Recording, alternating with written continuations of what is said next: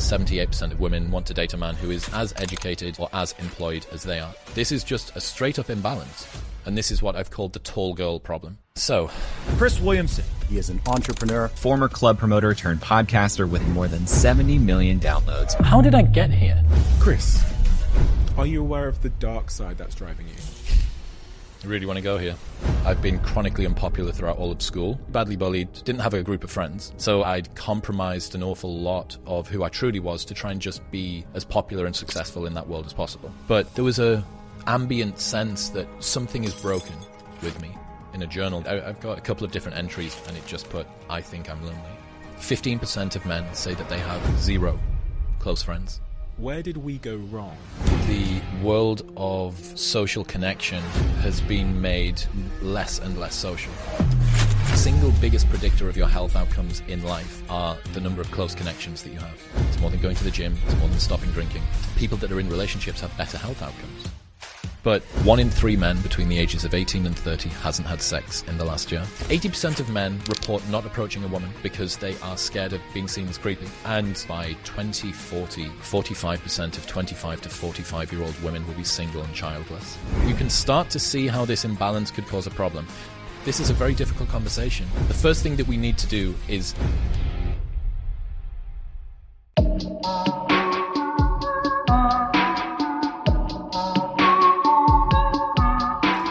Chris, you do a lot of things, and you do a lot of things very, very well. One of the struggles I had when thinking about how to direct this conversation was really like understanding, because you're so diverse in your thinking and your ideas and the subject matter that you're curious about, how to try and encapsulate exactly who you are. So I guess the question I wanted to start with is, in your own words, what is your mission? I'm a very curious person. I always have been. And I now have the opportunity with my podcast, Modern Wisdom, to commercialize, utilize, weaponize that so that I can bring people in that I'm interested in. So a good example, I did a master's and a bachelor's degree at uni in business. And I always regretted not going and doing philosophy or psychology. And in retrospect, it always made me resentful of uni a little bit because I'd spent all of this time learning stuff that didn't teach me anything about the business world. But then upon starting the podcast, what I realized was that I've been able to design my perfect university degree with the top lecturers on the planet. And I get to do it 3 times a week at the cadence that I want. And not only do I get the lecturers that I want, but I get to ask them about the specific area of their work that I want as well. So it's curiosity. The thing that drives me is curiosity. The reason that I do this is because I want to know about everything. I want to know about why the guy that was sat next to us at dinner last night decided to wear a suit with like Converse. Like, I want to know, like, what is it about that? So curiosity. That answer is focused on what you get from it, right? Is there sort of an external mission, something that it gives to the world that you're particularly, and something that provides you meaning by delivering it to the world? Is there an answer there too? Yeah. So toward the end of my 20s, I had a lot of the trappings of success that maybe society would tell you that you should have. So running this big nightlife events business, which I was very proud of and still am. But there was something missing, despite the fact that I had the blue tick on Twitter and the free charcoal toothpaste, and I'd been on Love Island and Take Me Out, and people knew my name, and I had, monetary success and status and stuff. But there was something missing. And I didn't really understand myself particularly well. And I think that that's a problem that a lot of people get to, especially guys toward the end of their 20s. They think all of the values that I have absorbed that are supposed to be the things that make me happy maybe don't fulfill me in the way that they were promised. And that required me to do some reflection. And I realized I actually didn't have very many opinions. What I'd been doing was I'd been playing a role as this big name on campus, party boy, club promoter, big dick around town guy, and I'd compromised an awful lot of who I truly was to try and just be as popular and successful in that world as possible, right? What that meant was I didn't really understand myself. I didn't really understand my mission or my purpose. And now looking back, I realized that all of the steps that I took to get from where I was to where I am now, which is still like an adult infant, but slightly less so, all of that, they are lessons that I can gift to other people that will help them to expedite success, avoid the pitfalls, do it in less time, with less loneliness, with less pain and suffering than I had to go through to achieve the same thing. And hopefully by speaking to people that changed my life, that gave me lessons, I can then pass those on to other people and get them from where I was to somewhere that's even better than where I am now. Okay, so take me back. What are the dominoes that fell, or the connecting dots that took you to that point where you were the party boy on campus that was on Take Me Out on TV and running club nights? Take me back to the start. What are the most important things I need to know about that early experience that took you to that moment? Arrive at university in Newcastle, and I've been chronically unpopular throughout all of school. Pretty badly bullied, pretty alone. I'm an only child, and just didn't have a squad, didn't have a group of friends, really. Was successful in sports and had a team, but didn't really have a tight group of friends. Got to college, and that was a little bit better, started to come out of my shell a little bit, but still not much. And then you get to uni, and the same as every school kid, you'd go home for summer and you'd be like, I'm going to reinvent myself and I'm going to be the cool kid. So I arrive at university, and that was a good intersection of a new opportunity to be a new person and also maybe a little bit more social ability. Start running a nightlife events business with the guy that I sit next to in my first ever seminar.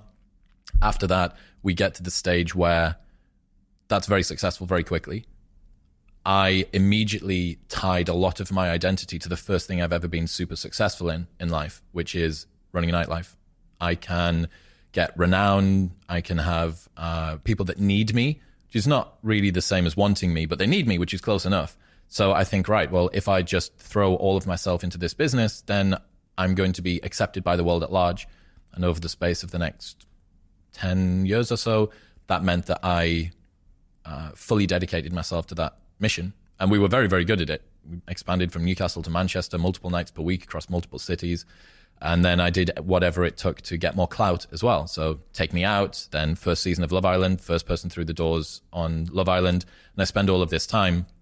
And Love Island was an interesting reflection period because there was nowhere for me to hide. No distractions, no TV, no phone, no laptop, no friends, no books, no nothing, right? There's just you and this group of people. And the group of people that were in the Love Island villa were genuine versions of the person that I thought I was. I thought that I was this big name on campus party boy, and then I get deposited into this inescapable weapons grade bunker of those party boys and party girls, and I look around and go, I'm not supposed to be here. Something's off. Something's discordant. It's not working. And then I get out, and it wasn't like, and then the skies opened and I realized that my path was not to wear small swim shorts on TV. However, it did make me think. It was a very, I call it a fatal dose of contrast, that I was no longer able to hide that there is something a little bit off here. And that was a good time. Your Jordan Petersons, your Alain de Botton from the School of Life, your Sam Harris's, your Joe Rogans, all coming to the front. I start consuming their stuff, and it makes me think, wow, I actually, this speaks to me. It helps to educate me to be better and to understand myself. And that's kind of how I phased out, I suppose. When you talk about struggling in school socially, what was the reason for that? Have you ever sort of diagnosed why you didn't, quote unquote, fit in school? Yeah, so I think any only child struggles to be socialized to the level that they need to in order to have the same set of social skills that anyone with a brother or sister does, right? Like, think about how much time you with a sibling spend arguing, hitting each other, going to sleep, them knocking on your door when you're trying to get ready, arguing for the bathroom, all of these tiny little interactions. I had none of that, right? And even if you spent every waking moment of free time in clubs and sports and whatnot that I did, it's going to be hard. And then I think that there is some inherent introversion in me, and it kind of combined for me to not really understand other kids. So I used to obsess over things like the kind of hairstyle that other kids had, or the way that they tied their tie in school, or the type of shoes that they wore, the way that they carried their bag, which shoulder their bag was on, because I was adamant. I would fixate on that, and that would be the reason that they had friends and I didn't, because I couldn't understand why I didn't have friends. What it was that I couldn't socially relate to kids particularly well because I didn't have a wide variety of social skills.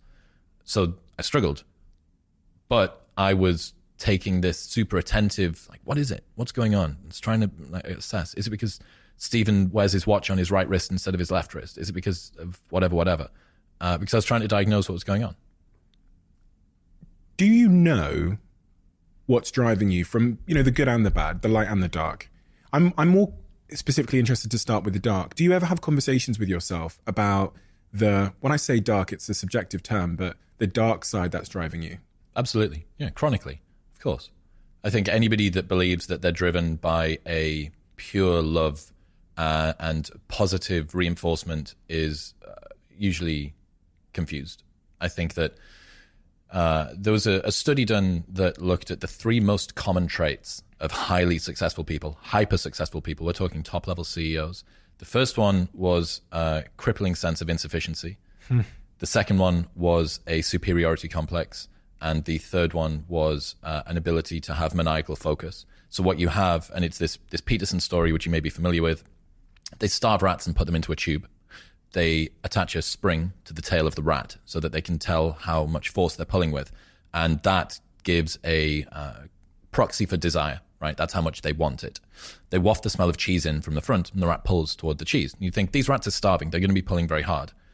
Then they take the rats out, and they do another iteration of the study. This time, they waft the smell of cheese in from the front, and they waft the smell of a cat in from behind. The rats pull harder. What's the lesson? In life, not only do you need to run towards something that you want, but you need to run away from something that you fear. And I've spoken to 600 high performers on my show, right? I would say that on average, most of the people that are unbelievably good at anything that they do are driven by a fear of insufficiency, not by a perfectly balanced desire for success. And this tension between success and happiness, I think, is something that both me and you are quite interested in. So the reason it's interesting is a lot of the time we sacrifice the thing we want for the thing which is supposed to get it, right? So if in service of becoming happy, we sacrifice happiness to achieve success in the hopes that success will make us happy, if you created an equation of what's going on and you just remove success from both sides, what are you left with? Just happiness. Now, I'm not saying that you can recant all of your desires for status and accolade and striving and stuff. Like, you need to go out and do things. But I do think that a lot of the time we overcomplicate the world. And a lot of it is because when we're kids, our parents will reinforce our successes by praising us and will criticize us when we fail, which can metastasize as we grow up into being, I am only worthy of love and acceptance and admiration and praise if I win. It causes you to fear being a loser more than want to be a winner. And winning salves, it's like an anesthetic, right? That papers over fears of insufficiency. So yeah, I mean, when I was a club promoter, I knew that if I was stood on the front door of a nightclub, that people would need me. They want the VIP bands. They want to be in the place where the pretty girls are. They want to get in for cheaper or a free bottle of vodka, or they want to skip the queue or whatever. So they need me. And then when you roll it forward to the podcast, I have to be very careful that I don't just transmute that same energy into, instead of gifting people entry into nightclubs, now I'm gifting them insights that I've learned, concepts from some interesting person that's going to improve their life as we sit around a dinner table or as we go out for a lunch or whatever. I have to be careful that that's not the case. And for the people that maybe resonate with this fear of insufficiency and this requirement to offer the world something in order for the world to feel like they're worthy, it is possible to deprogram it. It is possible to tune that volume down. But one of the things that you're going to pay a price with is your drive, because the rat that is running away from something that it fears will pull harder than the rat that's just running towards something that it wants. The traits of super competitive people don't just include the superiority complex, but the crippling anxiety about being a failure. So this tension between success and failure is a driver, but it's an incredibly toxic fuel, right? To be propelled by fear of insufficiency can work super well, but it's very dangerous. There's a final example, Eddie Hall, world's strongest man, and he retires on the podium. He's holding this trophy in the air and he's saying, "This is for you, Nana." And his grandma's passed away recently and he's crying and he's 200 kilos and 6'4", and he's worked his entire life. And he said in an interview shortly afterward that if he hadn't won the world's strongest man, he would be dead, single, with no relationship to his kid, because he was pushing his body so hard with the lifting and presumably the drugs that he was taking. He was training so much that his relationship with his wife was breaking down, and he was out of the house so much he had no relationship to his kid. Jason Pargin says, accept that all of your heroes are full of shit.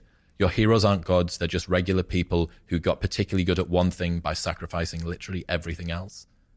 That's the price that you pay for success, and most people wouldn't pay it. That point about reprogramming the toxic drive that you have, I often ponder with myself. I'm like, and when I think about status games and how status games that, we often think that we're over a certain status game. So, I had a guy on my podcast who talked a lot about the evolutionary basis of status and how if you go to an estate in the UK where there's not a lot of money, they'll have bigger logos on their tracksuits. Will Storr. Will Storr. Great guy. And then as people get richer and richer, the logos get smaller, and obviously they play a different type of game. Correct. It's about boats and other things. And that really hit me like a ton of bricks, because I thought, dressed in all black, I really don't have any. I had one material possession. You saw it last night, which is the bag I had on, which I'm waiting for it to break. Nice bag. It's a nice bag, yeah. But outside, I thought I'm over status games. And I realized that I'm just playing a different set of status games. It's just a counter signal. Yeah. It's the red sneaker effect. It's the reason that the CEO that's worth $1 billion can turn up in a hoodie, but the CEO that's worth $500,000 still wears a 3-piece suit. It's called there's another idea called the barber pole of status. So you can imagine that people who are at the absolute top in terms of status, they need to make sure that the people below them can't be confused for them, but they can counter signal by having so you look at the vagabond style of flares and hoodie, even essentials, Yeezy, Yeezy stuff, it's almost like hobo chic. Why? Well, it's because I am so cool and so trendy that I can counter signal off the top. So everyone is playing a status game. Everybody is at all times. It's just a case of what game are you playing? And that toxic drive, the big shift I've had in my life is I'm now focusing on something which is also driving me to a more fulfilling place. Whereas before I was focusing on like a monetary game where I was like, how much money can I acquire? How big can I build a business? Now I'm focusing it more on things that are more intrinsically aligned with that makes me happy. So this, for example, or writing or DJing, for example, but it's still there. So my question to you, there's kind of two questions there is, what's your journey been like with reprogramming that toxic driving force or that dark driving force or those feelings of insufficiency? And secondly, you said that we can reprogram it. We can dilute it, but it comes at the cost of drive. Yep. How does one do such a thing? So what I was missing for me personally was I didn't feel competent in things. I needed to feel like I was competent and I was proving something to the world each time that I succeeded. Why did you need to feel competent? Because that would salve my feelings of insufficiency. For every time that I won, we had a good club night, the business was good, we broke a record with entries at a different event or whatever, that would make me feel, wow, I'm like less of a piece of shit. Was there a time where you were made to feel incompetent? I think just chronically through my childhood of not being super accepted, there was a ambient sense that something is broken with me. Something is wrong, because if there wasn't something wrong, I would have friends. Okay. People would want me, right? I think that was just a relatively logical if this then that statement that came out of it.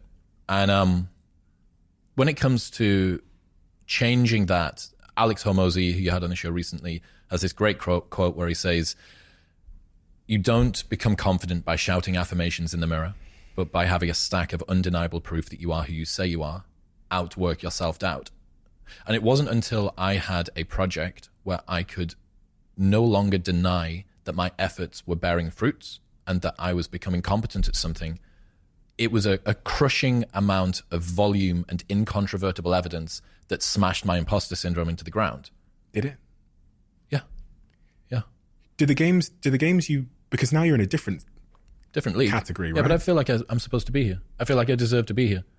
Often my guests talk about like that voice in their head which whispers to them, words of self-doubt. And it seems to me like, I'd say 95% of them haven't managed to shake that in some form. It still shows up at some time in some place. Well, it's still there, but it's a lot quieter. And you have to accept after a while that if you continue to disprove your imposter syndrome in the real world, every single time that you're faced with a challenge, you succeed despite the fact that you were adamant that you were going to fail or you had fears of insufficiency or all the rest of it, after a while you have to accept that it has nothing to do with your competence and everything to do with your addiction to feeling like an imposter. You are delusional about your competence in reverse. Every single time that you are faced with a challenge, you succeed. Every single time you are faced with a future challenge, you believe that you're going to fail. It's got nothing to do with your competence. So Rogan calls it building a mountain with layers of paint, right? Incredibly thin each time. But after 600 episodes or however many $1 million of revenue or whatever, you go, ugh, maybe there's something to this. You know, maybe I'm not a totally worthless piece of shit. On that point of how it diminishes one's drive, have you seen a diminishment in your drive then as your feelings of sufficiency have improved?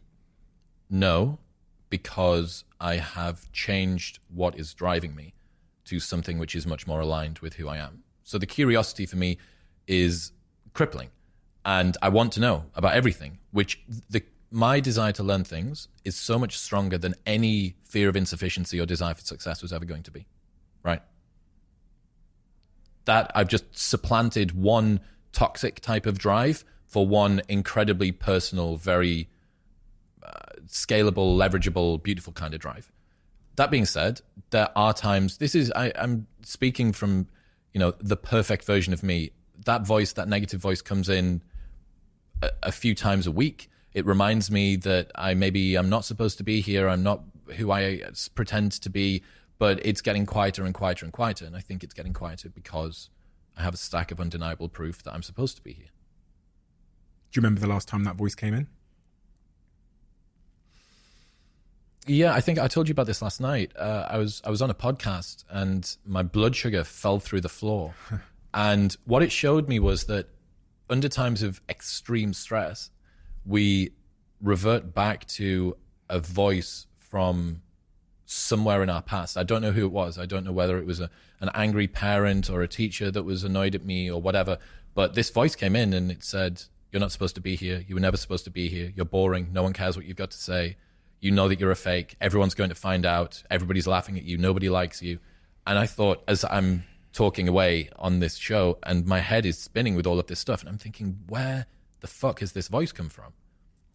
Who is that? I thought that I'd transcended this voice. However, in a high pressure situation, when I felt bad, something came back through. So I think what it does remind me is that there is always work to be done.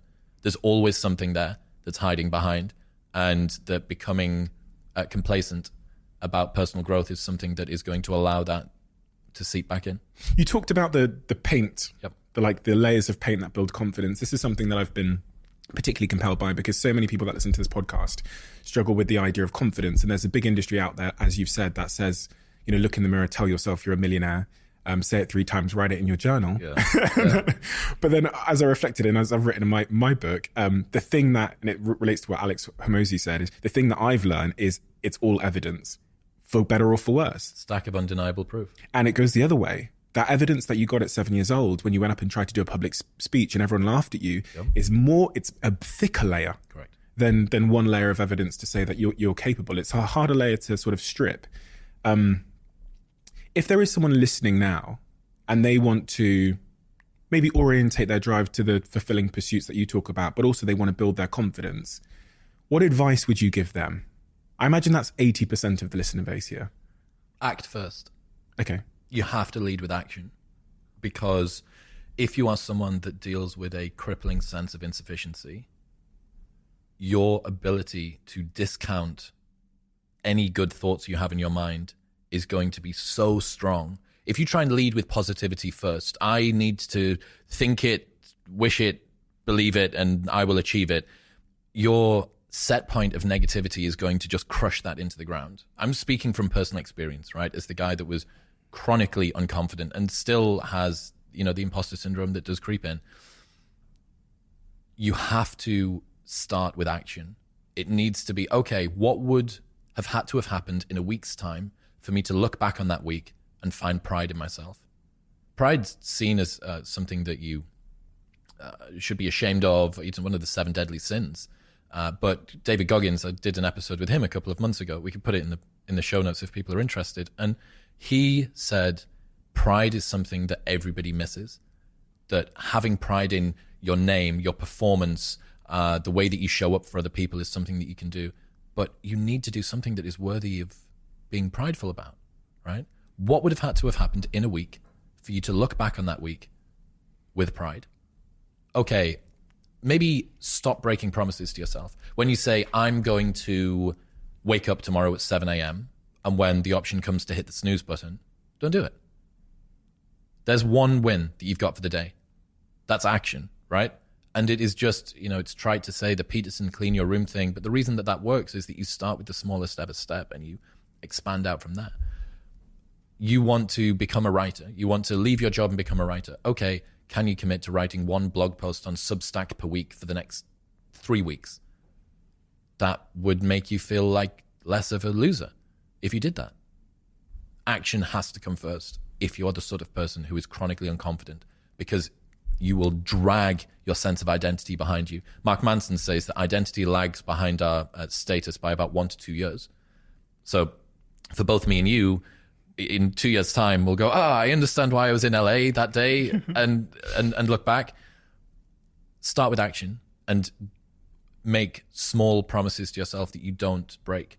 If you had a friend and every single time that you and your friend decided that you were going to go out for dinner, that friend either showed up 2 hours late or didn't show up at all, you would stop trusting that person. That is the relationship that you have with yourself. You need to be able to trust your own word. And a lot of us don't, because life is very convenient and it is easy for people to not stick to the promises that they set themselves, because our ability to be idealistic is always going to outstrip reality's ability to deliver that to us. As soon as you posit an ideal, you then begin to compare yourself to that ideal. And true hell is when the person that you are meets the person that you could have been. Sometimes I ponder how, you've probably seen this in your own life, I'm sure you have, where you'll have a friend in your life. I've got a couple of friends back home who I've tried to help in some way, maybe give some advice when they're struggling in their hardest times, and the advice has been ineffective. And then you've got another friend who will just need one idea. They'll be listening to your podcast and one idea will be the seed that changes their life. I often think that I overestimate the power of words, because everything you've said there makes perfect sense. Mm-hmm. But we both know that 95%, maybe more, of people that have just received that, it will not convert into any kind of behavior. Habits are hard to break, man. And the habit of not doing things is unbelievably difficult to get past. It's one of the problems with anyone that listens to your show or my show.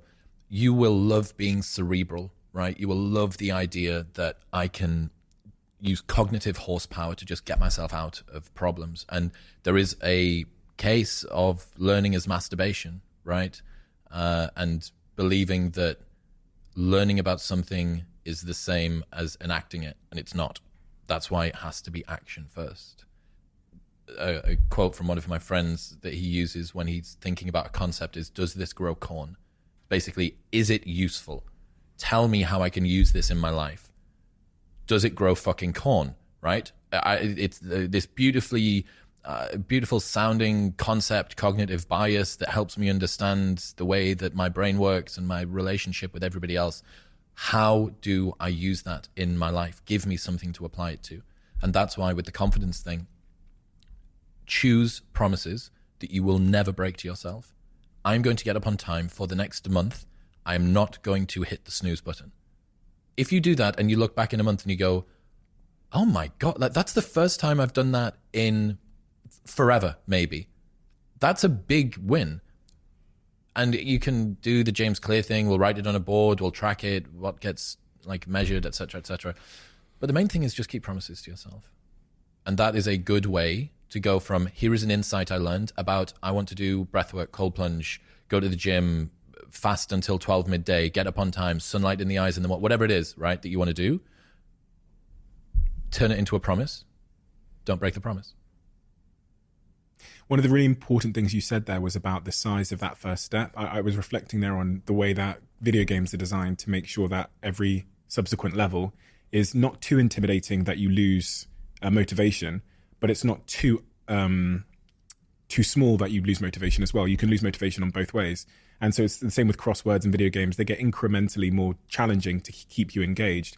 the size of that first step is I think a central point there, because when people listen to podcasts with people like me and you or Andrew Huberman, and they hear that they've got to maybe get up at this time, go outside, gaze, earth, like put their feet on the ground, cold plunge, and I go, I'm going to do that. And I set that as my first step. Yeah. I'm set up for failure. Yeah. How important do you think the size and the subjective size of that first step you take to build trust with yourself is, and to start that discipline? The goal isn't to have the perfect daily routine tomorrow. The goal is to still be winning your daily routine in 50 years' time. If you expand your time horizon sufficiently, you will realize that very, very tiny steps can compound. Look at the graph of mine or your followers on Spotify, especially mine, right? Because I was doing my show for so long and it's just nothing, everything. Well, why? Well, it's because it's latent leverage. It takes so many layers of paint to get there. So yes, the first step has to be incredibly small. Do that. Make it so small that you can't say no to it. And then what's next? And then what's next? So when I decided that I was going to try and become a more virtuous version of me, I was going to start telling the truth. I was going to have a morning routine. I was going to develop a meditation habit. I was going to read, all of these things that I wanted to do, none of which I did, right, toward the end of my 20s. None of which I did. All of which are now the foundation of my life. Over, I don't know, 1,500 meditation sessions and all of the authors on the podcast, and et cetera, et cetera. I had to do that one step at a time. I didn't have a stable sleep and wake pattern until COVID, ever in my adult life. I'd never gone to bed and woken up at the same time for 7 days in a row until COVID, because I was running nightlife events, right? So if, no matter how difficult the setback is, even if you're a shift worker, you're a nurse, you're a parent, whatever your challenge is, just make the promise to yourself sufficiently small that even with that challenge in front of you, you can make it work. I hear that, and I'm motivated, as a lot of people will be, because that's what happens, you know, like a shower, as the cliche goes, motivation comes and then it slowly washes over us and slowly starts to fade. How do I prepare, or how should I be preparing for the day where I've heard Chris Williamson and Steve speaking about this, and then in 3.5 days' time, I wake up in the morning, life has happened, the kid's screaming, my motivation seems to have escaped me. Mm-hmm. The distinction between discipline on that day and the motivation I got from the source, and that came from the inspiration of this conversation. What do I do? Discipline eats motivation for breakfast. You don't need motivation. It's great if it arrives. It's some extra fuel on the fire. But discipline is the thing that you need. What would you tomorrow want you today to do? You tomorrow would want you to keep that promise to yourself. And it's why discipline is so much more valuable. I remember this conversation between Jocko Willink and Sam Harris 6 years ago. And they're talking about how you can't fake bravery. Because if you do a thing in spite of being scared of doing the thing, that is bravery, right? There's no such thing as fake bravery. Like if you do the thing and you're scared, that's bravery. If you don't do the thing and you weren't scared, that's not bravery, right? The same thing goes for discipline. Doing the thing in spite of not wanting to do the thing is discipline, right? You don't need motivation to get yourself up to go and do a thing. Make the promise small, build it up step by step. Know that you are going to have setbacks. And this is my favorite rule from James Clear, which is a habit missed once is a mistake. A habit missed twice is the start of a new habit. Never miss 2 days in a row. So ideally, go for a month, build it up. But after that, if you ever miss one day, go, okay, mistakes are going to happen. Tomorrow I double down. Tomorrow I go on time, absolutely perfect. I'm straight up out of bed, or I go to the gym, or I walk the dog, or I do my meditation or whatever. And that's a good heuristic. Stops errors snowballing into new habits. What about if I get to day 3? It's then, in James Clear's definition, the start of a new habit. Do I not just apply the same thinking that I did when I missed it on day 1? You just need to, well, I mean, if you don't ever miss 2 days, you shouldn't be able to get to day 3. What if I do, though? I think about my own fitness journey. I've been working out for the last 3 years, and there will be a week where motivation is gone. And there'll be multiple weeks. So sometimes it'll be 2 weeks in a row where I'm like taking my ass to the gym, but my workout is absolutely atrocious. I might as well have not have gone.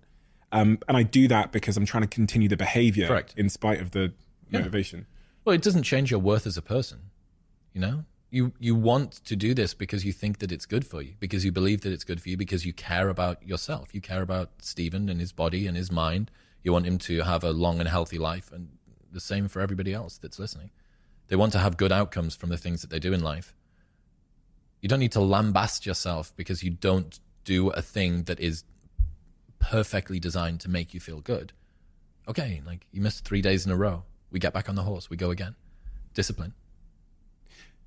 You talked a second ago about the fundamentals of your life now, the things you wanted to put in place. You referenced meditation and these kinds of things. When I think about the Chris Williams that was running those club nights, was on Love Island, Take Me Out, and the guy that sat in front of me now, if there were a couple of key fundamental tools or devices that have taken you from there to the guy sat in front of me here, and, you know, what are those things? And I say this because, you know, when people give advice on this podcast sometimes, or when in books and stuff, they'll talk to things they think they're supposed to say, but you never really get the true stuff. They'll say, oh, meditation, I've heard that before. I'm like, for Chris Williams, what took you from there to the Chris Williamson sat in front of me now? Getting up on time every day. Every day? Every day. And what's on time for you? 7 to 7:30, depending on what time I went to bed. So it'll change each night. But I'll set an alarm and I will get up on time. Go to bed and wake up at around about the same time each day. Makes a massive difference. Go for a morning walk first thing. So sunlight before screen light was something that I was doing before Huberman talked about the downregulation of the amygdala response and the lateral eye movement helps blah, blah, blah in the brain. I came upon this because I wanted to go for a walk more. I wanted to get as many steps in as I could. Get up and go for a walk, because it just, so many people are stopped the second they wake up because they use their phone as their alarm. They roll over, they hit the alarm on their phone, and now their phone's in their hand. And now they're in bed for half an hour doing the cycle through all of their social media apps. Sleep with your phone outside of your bedroom. That was the number one change that I made. Phone is outside of the bedroom. And I bought, how long have radio alarms been around? A million years, right? Like, just get any kind of alarm clock. Wake up, go for a walk before you use your phone. That will change so many of the problems that people encounter, because the addiction to technology is primary, I think, to a lot of people's challenges in their day.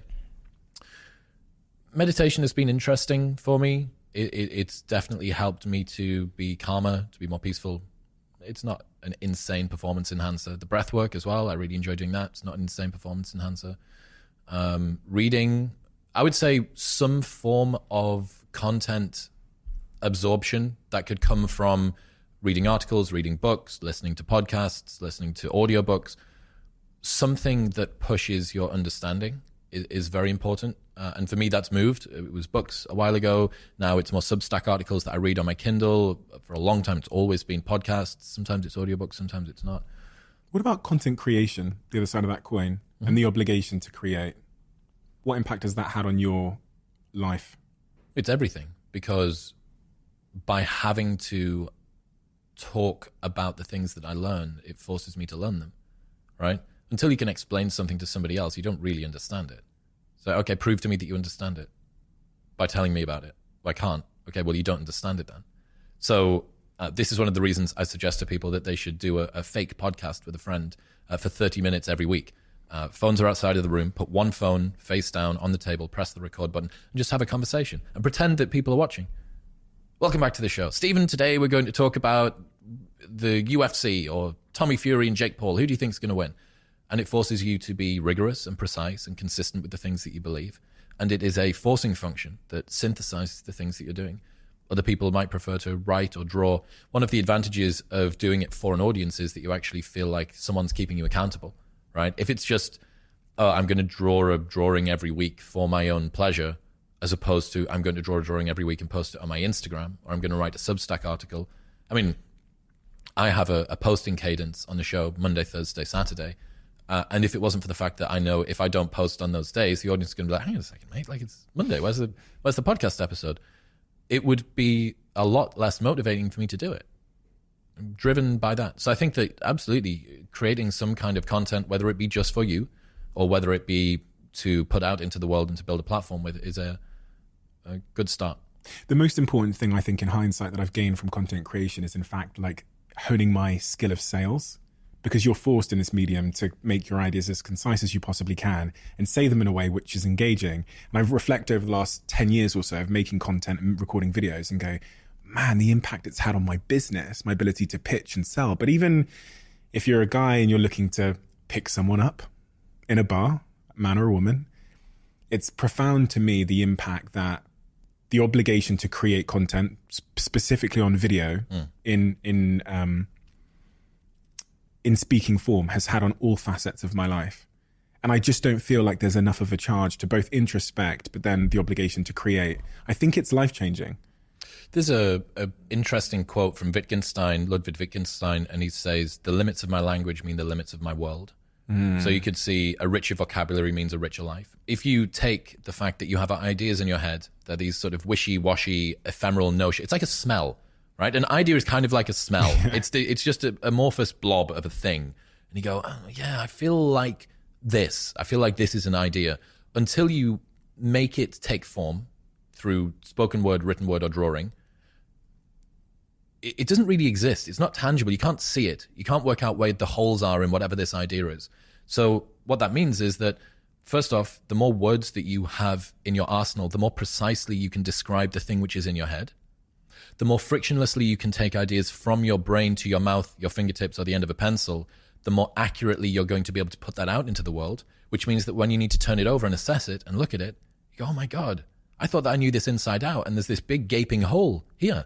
I need to work out what's going on, which is why a loneliness epidemic, the massive falling rates of friendlessness in the world aren't particularly good, because not only is it bad for the community and for social cohesion, but it's bad for the individual's personal growth as well.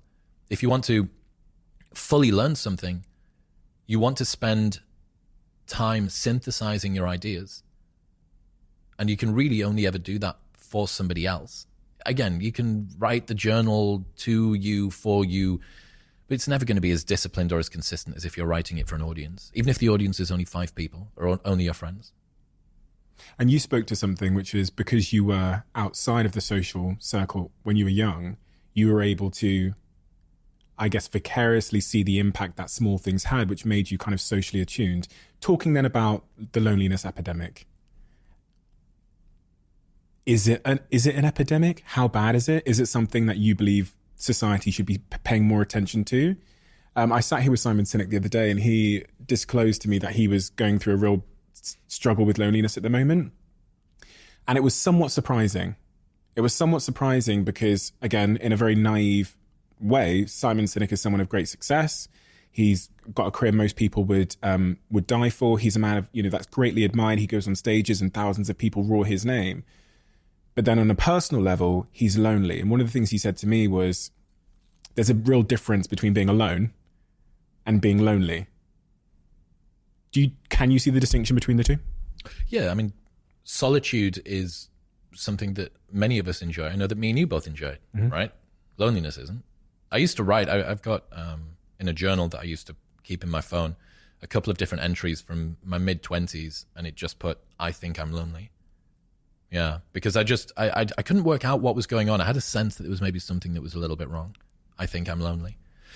When it comes to the loneliness epidemic, in 1990, the number of men who said that they had 6 or more close friends was around about 55%. In 2020, that had dropped to 21%. It's less than halved. Right? 21% of men say that they have less than 6 close friends. The number of men who say that they have 0 close friends has increased by 5-fold from 1990, and it's now at 15%.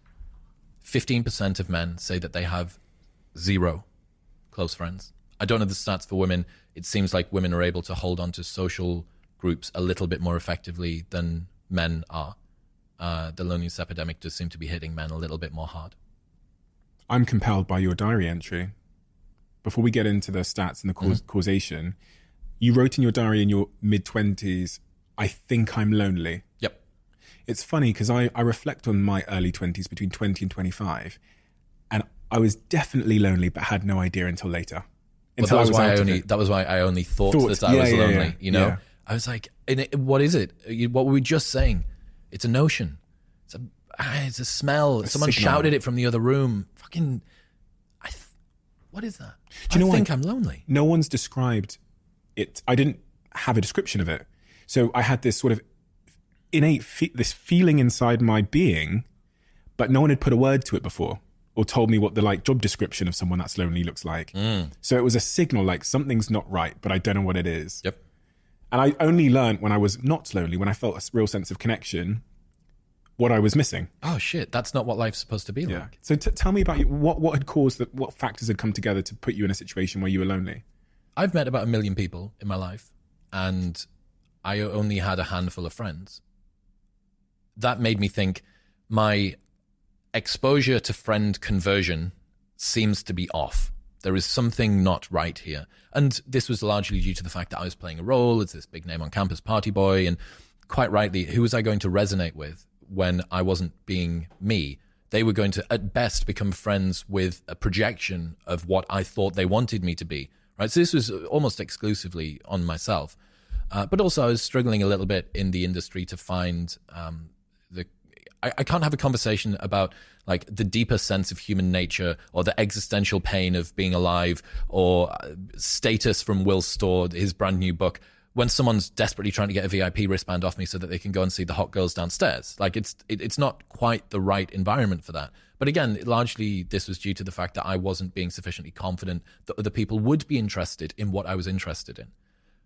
And yeah, I mean, you can have all of the success in the world.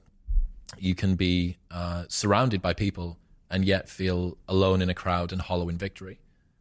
Because if you're only playing a role, anything that you do, any love that people give to you, won't feel like it hits you existentially. You'll feel praise, but you won't feel love.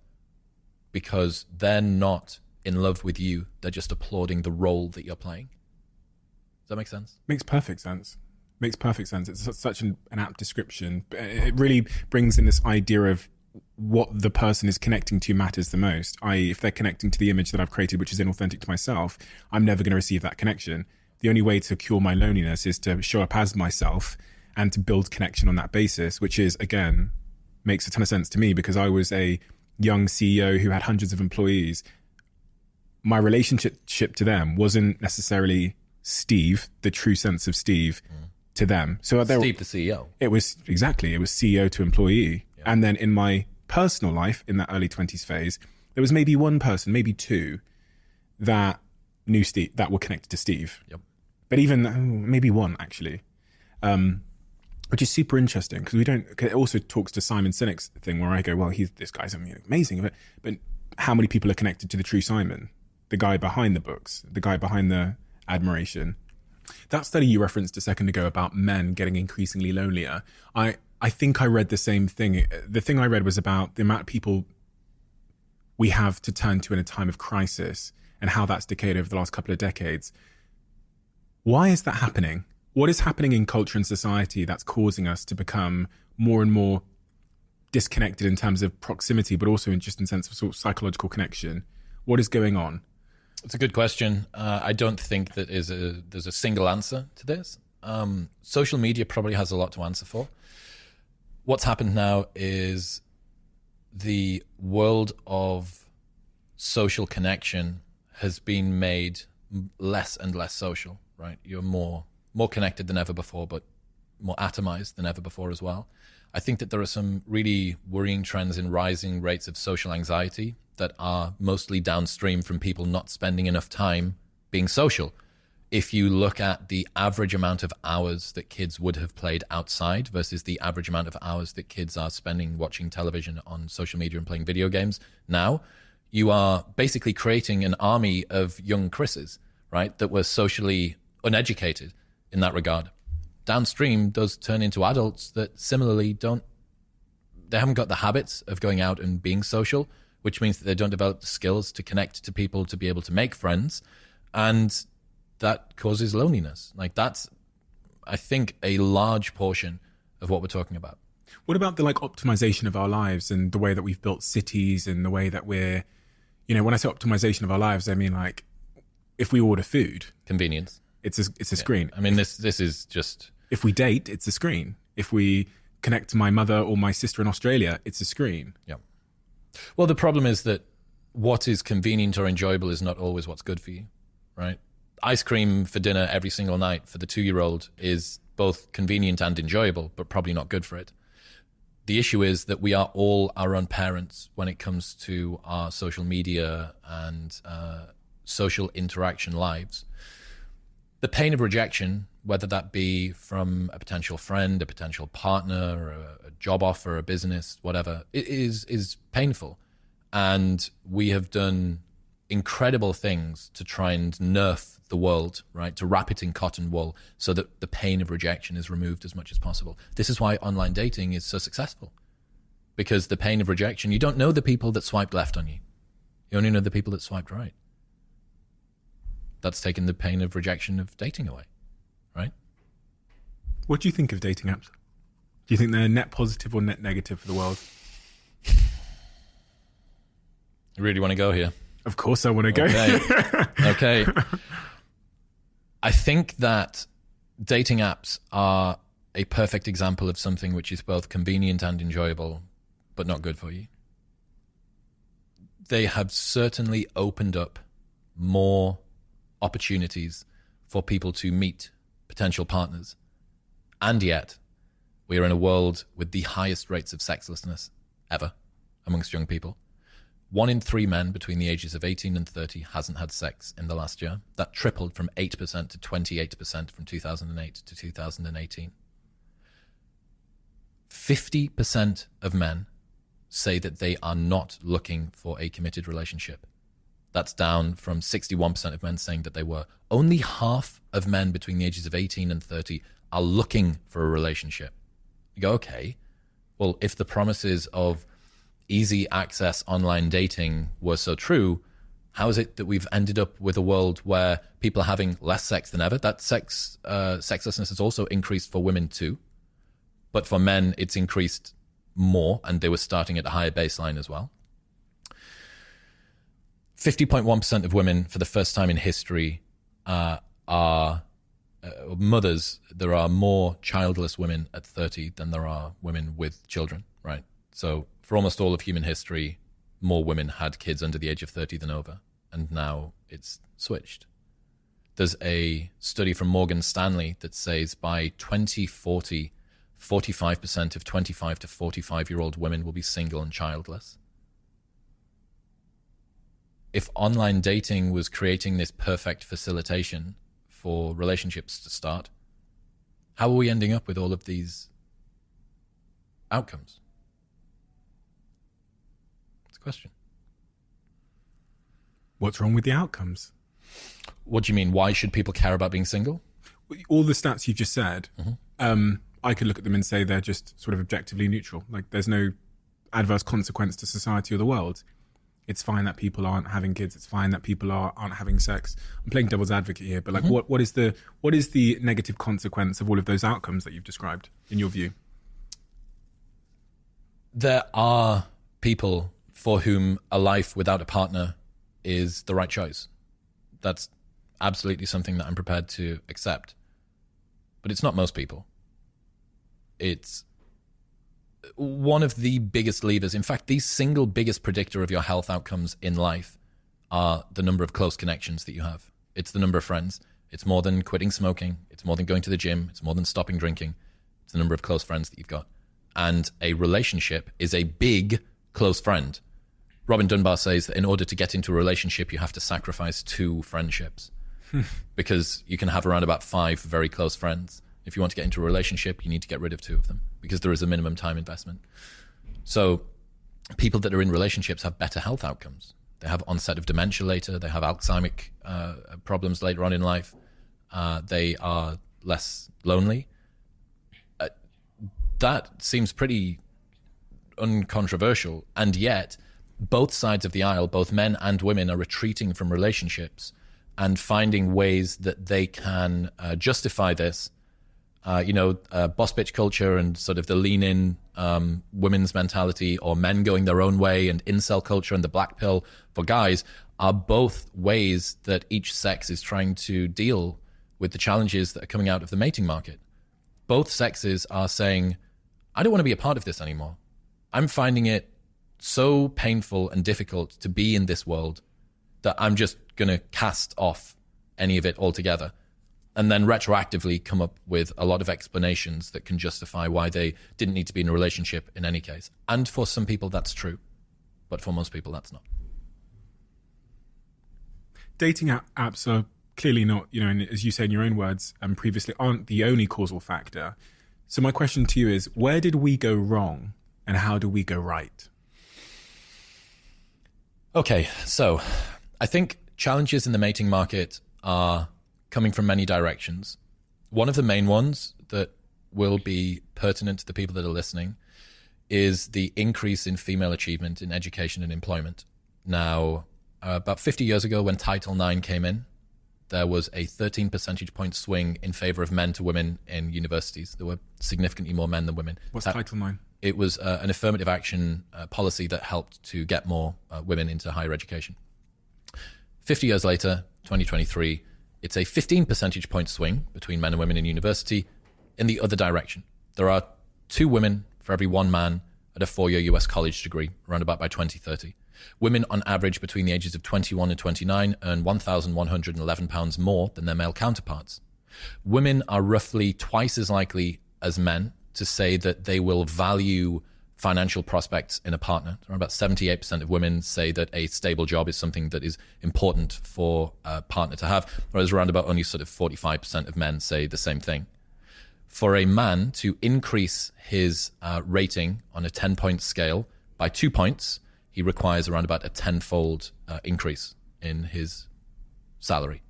For a woman to achieve the same 2-point improvement on a 10-point scale, her salary would need to increase by 10,000 times. My point being that women are concerned about a partner's socioeconomic status significantly more than men are. Now, you can start to see that if you have a world in which women are attending university at high rates, they are achieving more success in employment, at least in that sort of 21 to 29 range, which is when most people are perhaps looking for potential partners.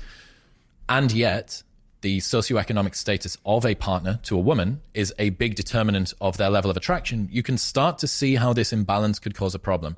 Similarly, when we talk about education, a man with a master's degree on Tinder gets 90% more right swipes than a man with a bachelor's degree. So for all of the guys that are considering going and getting a master's degree, even if you think it's going to be useless, at least accept the fact that you get 90% more right swipes for the rest of your life, or just lie about your master's. I don't know. All of this rolled together describes something called hypergamy, which is the female tendency to date up and across. On average, women want to date a man who is as educated or as employed as they are. Now, in a world in which, quite rightly, women have finally been able to achieve parity in education and employment and status and have independence and not be financially reliant on their partner, all the rest of it, that's great for them. But it does cause some challenges for their dating. And this is what I've called the tall girl problem. So everybody knows what it's like to have a girlfriend who is 6 foot without heels. You go, if you want to wear heels, you're looking at professional athletes, because on average, women want to date a man who is at least as tall or a little bit taller than they are. So as women rise up through their own competence hierarchy in education and employment, they further shorten down the potential pool of eligible men that are as educated or more educated and as employed or more employed than they are. This is a challenge. This is just a straight up imbalance, right? What this causes is a very large group of men toward the bottom of this distribution to be essentially invisible to women.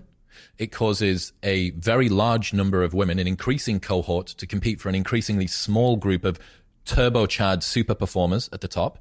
These guys, the super high value guys, have a wealth of options, so they are commitment averse. Why would they decide to sit down with one girl for the rest of time when they have this wealth of options, which can cause them to use and discard many of these women, which then causes most of these women to resent men overall.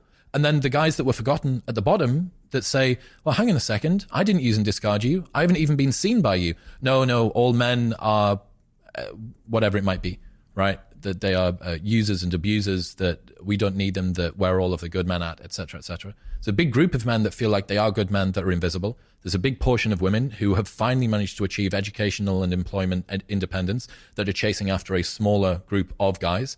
These guys are commitment averse. I don't think it's necessarily good for them either. It's the child with the ice cream, right? Like guys being able to keep it in their pants when there's a lot of options on the table is going to be difficult for them too.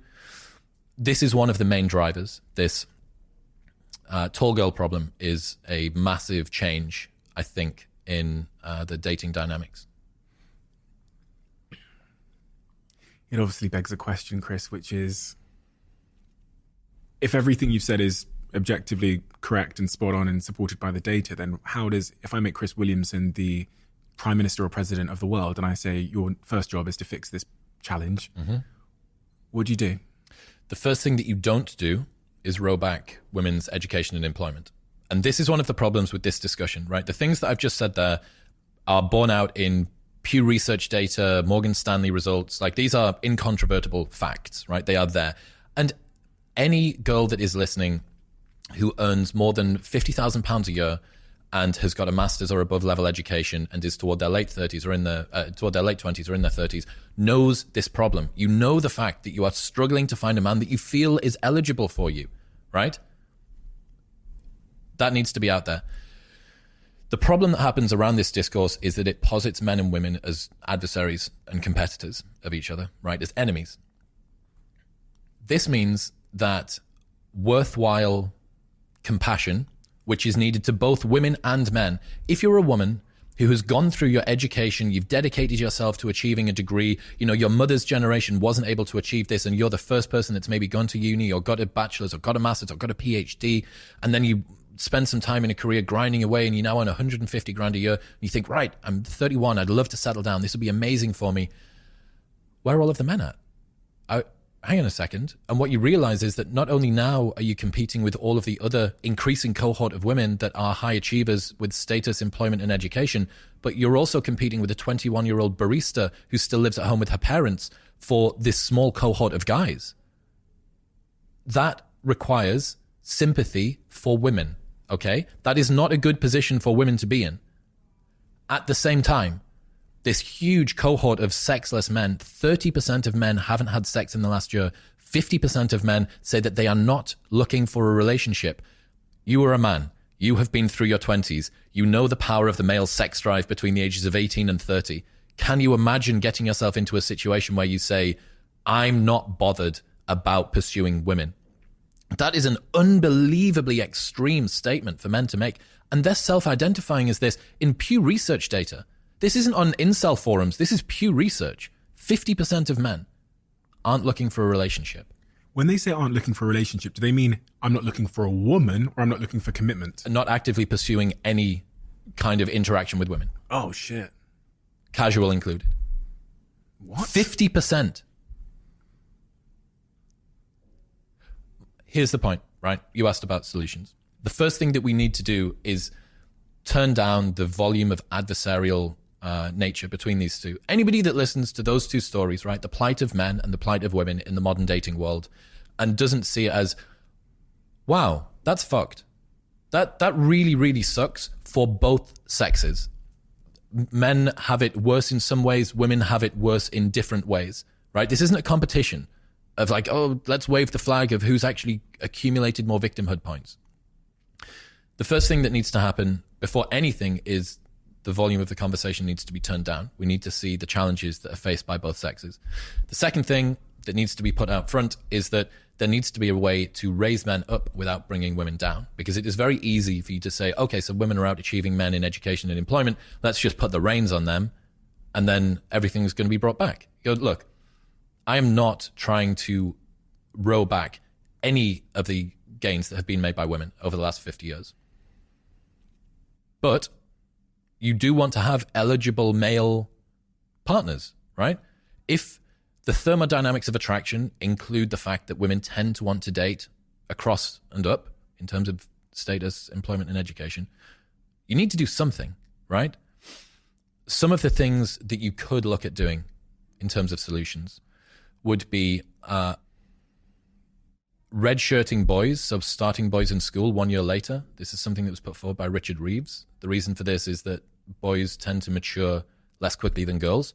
If you were to start boys 1 year later in school, it would mean that they would be more effective at their age. They would be more mature mentally. That's one start. Another one that I think is probably more controversial, but would make a big impact, would be to stop derogating motherhood, right? To start pedestalizing motherhood again. There is a huge movement in certain corners of women's advice that any woman who decides to become a mother is essentially a second-class citizen. I don't think that that's true. I don't think that a woman that chooses to become a mother is a second-class citizen. But women often fear becoming just a mother, right? Or just a wife, or at worst, a domestic prostitute. And they flee from this specter of family life into the open arms of a corporate employer. And laughably, we call this process freedom. How can it be that the thing that most of us are grateful for, a great mother in our life, has now been derogated as some sort of it's like somebody's been rubed into a role that the patriarchy always wanted them to do, right? There was an article a little while ago that said maternal instinct is a myth. That basically the only reason that maternal instinct exists is because the patriarchy has convinced women that they're actually supposed to like kids. It's like, I can't even begin to explain how ridiculous that is if you look at all of the sex differences in terms of the way that humans work. Pedestalizing motherhood would make women fear being a mother less. It would make it an aspirational goal for them to pursue. One of the scariest stats that I learned was from a guy called Stephen Shaw. He did a documentary called Birth Gap. And in it, he talks about this declining birth rate. A meta-analysis by Professor Rinska Kaiser says that 80% of women who aren't mothers after their fertility window closes didn't intend to not be mothers. It's involuntary childlessness. Around about 10% of women are physiologically incapable of having kids. Very unfortunate. Around about 10% of women intended to not have children, which leaves a whopping 4 out of 5 non-mother women who didn't intend to not be mothers. And these women have support groups where they come together to grieve for families that they never had. And it breaks their hearts that they weren't able to find the right partner in time before their fertility window closed. And Professor Kaiser talks about the pain that these women feel. And Stephen Shaw's been to these support groups, that women who thought that they had more time, that struggled to find a partner in time, they grieve for families that they never had. And that sentence just, it makes me feel so upset. Like, it's so painful to hear the prospect of a woman that wanted to have a family and couldn't. It's very difficult. So there's two solutions there that you've kind of offered up as potential solutions to that. Does that alone fix the other side of the coin, which is the huge quantity of men that are avoiding relationships, intimacy, women altogether? Not particularly. Raising men up somehow would be great. But, I mean, where we begin with that, I don't know. I think men are heavily checked out of education and employment.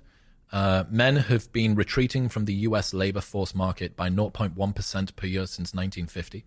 87% in 1950, it's about 67% now. By 2050 or 2040 or 2050, it'll be 65%.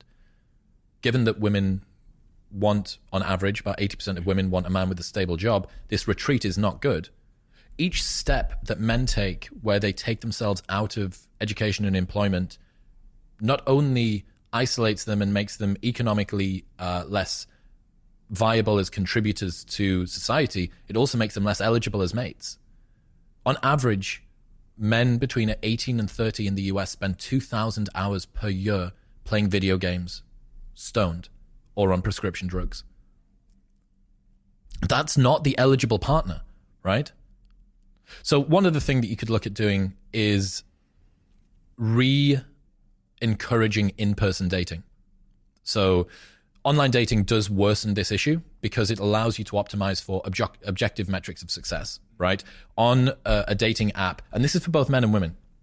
On a dating app, particularly for men, you can have your education level, you can have the car that you're with, you can talk about your job, so women are very much encouraged by the platform itself to take a incredibly low resolution view of this person. So all of the things that guys are able to work on, like, vibe and humor, being pleasant, being kind, being caring, being charming, none of that can come across on a Tinder profile. And this means that it further worsens the tall girl problem. You see how it would make the objective metrics even more and more worsened. Let's not forget that there are 3 men for every 1 woman on a dating app. So even if every man matched off with a woman, there would still be this huge number of men that didn't have a partner. Right? So online dating hasn't delivered on the promises I think that anybody wanted for it. Women swipe right on around about 4.5% of profiles for men. Men swipe right on about 60% of profiles for women. This means that a lot of men see online dating as a waste of time.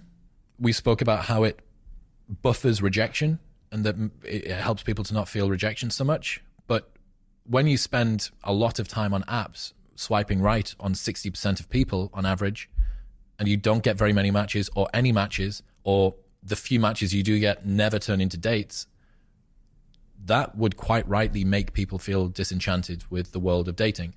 Downstream from the problems of social media that we spoke about before are a lack of ability to flirt. I actually think that flirting is a lost art at the moment. It's a very complex thing to do. It's a push and pull. You have to understand a lot of intricacies about sort of social dynamics and interaction. You need to be able to tease, but not too much.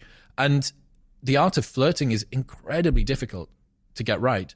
And it's even more difficult if you've never interacted with a woman in the real world, especially as guys and girls.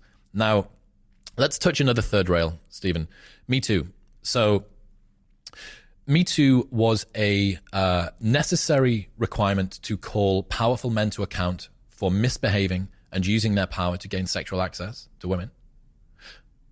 What it sought to do was to sanitize the toxic elements of certain males' behavior. What it's ended up doing is it's sterilized almost all of it. 80% of men report not approaching a woman because they are scared of being seen as creepy. 84% of women say that they want the man to make the first move. Women are terrified of being approached by men because of stories of sexual assault, of dangers within the workplace, of overreach by men that are both in power and out of power. Men are terrified of approaching women for fear of being accused of all of those things. So we have an epidemic of loneliness and sexlessness amongst the sexes. For the first time in our 4 million year history, we have large cohorts of both men and women who want relationships and can't get into them. Men feel invisible on dating apps and are terrified of approaching women in the real world.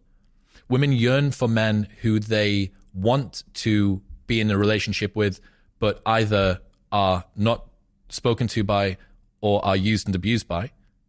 In person, both of them are terrified of talking to each other in any case for fear of either being accused of or becoming the victim of some sort of terrible interaction. I think that re-enabling in-person dating would make a massive difference. It would reduce down the tall girl problem because you would have the ability for guys to gain status in the eyes of, for instance, a guy that maybe doesn't have a university degree but is unbelievably funny is still very statusful, right? Because humor engenders a sense of status. It's called clown maxing in the black pill world. But that guy might not get a chance if he was just on online dating. So that would be another thing. And you can see as well how the incredibly righteous ideas of Me Too, when taken to an extreme, could end up causing some externalities that disadvantage women. in the dating market. Do you see what I mean? Of course. As you were saying that, I was thinking about that video that went viral of the young girl in the gym who was filming the guy that came over to ask her if she needed help with the weights. Yeah. Do you know the video I'm talking about? Yes, I do. Yeah. So for anybody that it doesn't have the context, a young lady on TikTok set up her camera while she was in the gym, and she was filming a guy and sort of anticipating him coming over to help. And lo and behold, the guy walks over and says, "Do you want a hand with the weight?" and tries to give her a hand with the weight. And then as he walks off, she cusses him out and says basically portrays him as this like predator slash monster. Yeah. And the reaction online was the inverse. The reaction online was siding with the man because he just came over and asked her if she wanted a hand. Of course, we both know that there are very predatory men in gyms. Correct. I've got female friends that have spoken to that. My girlfriend speaks to that all the time. She tells me of her experiences in the gym. But there is another side to highlighting this issue, which causes perfectly reasonable, polite men who are genuinely offering a hand in something, or let's be honest, flirting, to be totally fucking terrified. Absolutely. And this is the difficult conversation that we don't have a lot, which is what's the net. We can see the net positive of that. We can see the positive side of that. But what is the downside? Everything in life has a cost. Is that now that we are scared to broker conversations with strangers through fear of being put on blast on TikTok? If you optimize for absolute safety, what you're going to end up with is nobody ever approaching a girl in the gym. Now, I don't know. Maybe there are girls that say, do you know what it is? It is worth it for no girl to ever be flirted with in the gym, for no girl to ever be made to feel like they are being stared at in the gym. You know, like if the price that we have to pay is that no one ever gets a gym date, then that's fine, because the benefit that we get is that no one ever is made to feel uncomfortable, right? A few things to say on that. First off, almost all indiscretions from men that are where they do creepy behavior are a very, very small cohort of men that repeatedly do it. This is from David Buss's Men Behaving Badly. It is one man doing 1,000 bad things to women, not 1,000 men doing one bad thing to women. Now, the problem is that can still cause that's still 1,000 bad interactions with women, right? But you have 999 men that are saying, well, I don't behave like that. I've been smeared with this bad brush. And this is an incredibly difficult line for both of us to thread here. How is it that we can talk about some of the challenges that women face in the dating world when there are so many obvious benefits that have occurred to their safety as a byproduct of this? One of the interesting things that I learned about that the toxic gym gaze video was it could have gone either way when it went onto TikTok, right? It was a knife edge. If you'd showed me that video and the comments were hidden and you said, what do you think the reaction's going to be? I'm going, toss a coin, and that will be this guy's either push. In my opinion, I don't think that he had overstepped, but I don't understand how the world is going to react to this. Now, the interesting thing there is that a lot of people take their cues about what is and is not acceptable social behavior from the way that other people view what is and is not acceptable social behavior. So those sorts of landmark episodes actually end up creating a trend of what people in the real world will consider to be acceptable behavior. So let's say we have a different version of the universe, and in that universe, everybody decided that actually was too much from a man. What you have then is all of the girls that watch that video seeing it and saying, oh my God, if a guy glances over at me more than 3 times in 90 seconds and tries to help me deload a glute bridge, that constitutes worthy concern about abuse and the toxic male gaze, right? So we have now reset expectations down to a much tighter sensitivity level. Similarly for men, they think, okay, I know that 3 glances in 90 seconds plus assisting someone to deload the plates from a bar is too much. Therefore, at most, I can have 1 glance during 90 seconds. Do you understand what I mean? Do you see how we would further nerf the world? We would wrap it in more and more and more cotton wool. And then downstream from that, you concept creep this out to the stage where anything is toxically masculine. But there's a really interesting point of nuance as well on top of that, which is, what if that guy was Channing Tatum? you see what I mean? Another third rail here. And that's because I tell you what, if that video was Channing Tatum, actually Channing Tatum, and I'd watched that video with the sound off and I couldn't hear what she was saying, I would think she was bragging to her friends. Oh my God, I can't believe he's looking at me. Oh my God, he's looking at me again. Channing Tatum's come over and he's helping with... Yeah. Well, I mean, again, this is some of the manosphere advice online is that the difference between a creep and a guy that you fancy is just how hot he is. That it's not to do with how the person approaches you. It's all to do with whether or not they're attractive. I do think that there's a little bit of truth in that. I think that a guy that comes up to you who is a 1 out of 10 or a guy that comes up to you that's a 10 out of 10, let's say that you're in a relation, let's say that you're married, right? And you are at the front desk of a hotel just checking in and you're in a little queue and the guy behind you happens to be either Channing Tatum or 1 out of 10 guy. He says, look, sorry, I just had to tell you, I think you look really, really nice today. I hope that you're having a great day.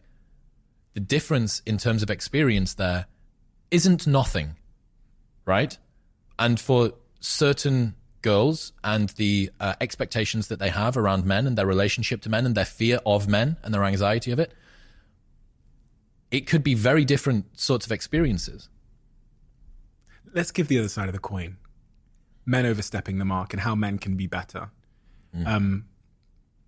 That's what I want to make sure we're balanced in this conversation. Absolutely. Because there are, as we both have spoken to, there is a huge amount of inappropriate behavior that happens throughout society, through the corporate world, through our everyday lives. How as men do you think we can be better? And when I say better, really what I'm speaking to here is know how to approach a woman in a way that is not going to make them feel uncomfortable, intimidated, fearful. And that's the what women speak to all the time. They talk about how they have to walk home with their car keys in their hand because they pretend they're on phone calls when they're walking down the street. These are all things that my sister, my female friends have spoken to. So how as men can we be better? The first thing I think is to actually spend some time sandboxing this, like practicing. Like you need, the only way that you're going to learn how to interact with a woman is by doing it. It's not the sort of thing that you're going to be able to work out on the internet. I mean, like basic stuff, like don't stand super close to her. Don't do it in a dark alleyway at night. Don't stare for ages without saying anything, right? These are very basic, like rudimentary objective metrics that we can give. But really what it comes down to is just have a bit of charm about you. Understand that if you go up and say something to a girl, hi, I just wanted to ask how your day's going. I just wanted to tell you that you looked really nice today. If there is a girl that has a problem with that, presuming that it's not in a cul-de-sac alleyway at the dead of night and you've got your hood up, right? Or you're her employer. Or you're her employer. Well, here's another interesting one, right? Bill and Melinda Gates, right? Melinda Gates works for Microsoft. Bill is the founder and CEO. Bill sees Melinda around the office. This is in the 1980s. And he thinks, wow, yeah, she's a bit of all right. So he decides to ring her and say, Melinda, it's Bill. I wondered if you wanted to go out with me one evening. And she said, when? When are you thinking? He says, how's 3 weeks tomorrow? She said, Bill, I don't think that you're spontaneous enough for me. I don't think that this is going to work. Put the phone down. 30 minutes later, he rings back and says, how's this for spontaneous? You've got the rest of the day off. Let's go on a date. 2023. Founder, CEO of large tech company, rings receptionist, asking her to date him. And after she says no, rings back again, pulls her out of work and takes her on a date. Game over, right? Done. Where is the line in between Bill Gates and Harvey Weinstein? Well, it's precisely in the details, right? Everybody can say what Harvey Weinstein did was wrong. Some people would say that what Bill Gates did was wrong. But okay, is it wrong for two people, a guy and a girl, who spend every day, every single time that they go to the water cooler, one of them sees the other one gets up and like escapes from their chair so that they get the opportunity to go to the water cooler together, and they've been doing it for 6 months and it's this super platonic thing, but the guy's terrified and the girl's terrified. You go, okay, like should we nerf every relationship so that interaction can never move to the next level, given the fact that we've got high rates of loneliness, given the fact that we've got massive amounts of sexlessness? 20% of relationships begin on online dating. 20% of relationships begin in online media. social media, right? That's 2 out of 5 relationships begin online, and they're the most fragile. They're the ones that drop the quickest. They're the ones that stay together the least long. Workplace, better. Friends, even better. Church, even better than that, right? But we are in uncharted waters here, people. With regards to the mating world, we are in uncharted waters. The Harvey Weinstein example is where I was like, oh, that guy was a fucking monster. Well, of course. Yeah, but the Bill Gates one I get, it's kind of like the old-fashioned way of doing things. You know, when our worlds used to be a village, and we would, you know, maybe write a letter, or we'd take the girl out from the church or whatever. But the Harvey Weinstein, this guy was a fucking monster. Like I remember listening to some of the tapes and the victims, and this guy was a fucking predator. He was I haven't listened to any of those. Really? Are they harrowing? It's one of the most disgusting things I've ever heard, where even like a journalist would come and interview him, and he would just be like, you know, sexually assaulting and physically assaulting her during the interview. So this guy just had no boundaries. He is just a disgusting monster. But do you see what I mean? That, like, quite rightly, there needed to be a reckoning around that. There had to be a reckoning around that kind of a man using that kind of a position to get that kind of access. Yeah. That needed sanitizing. That sort of behavior needed sanitizing. And there was going to be fallout from it. Downstream from that, how sanitized should behavior be up to the point at which it's been sterilized? And there is 84% of women say that they want the man to make the first move, right? It is still on. I mean, for the girls that are listening, how many times have you been the one that's approached a guy?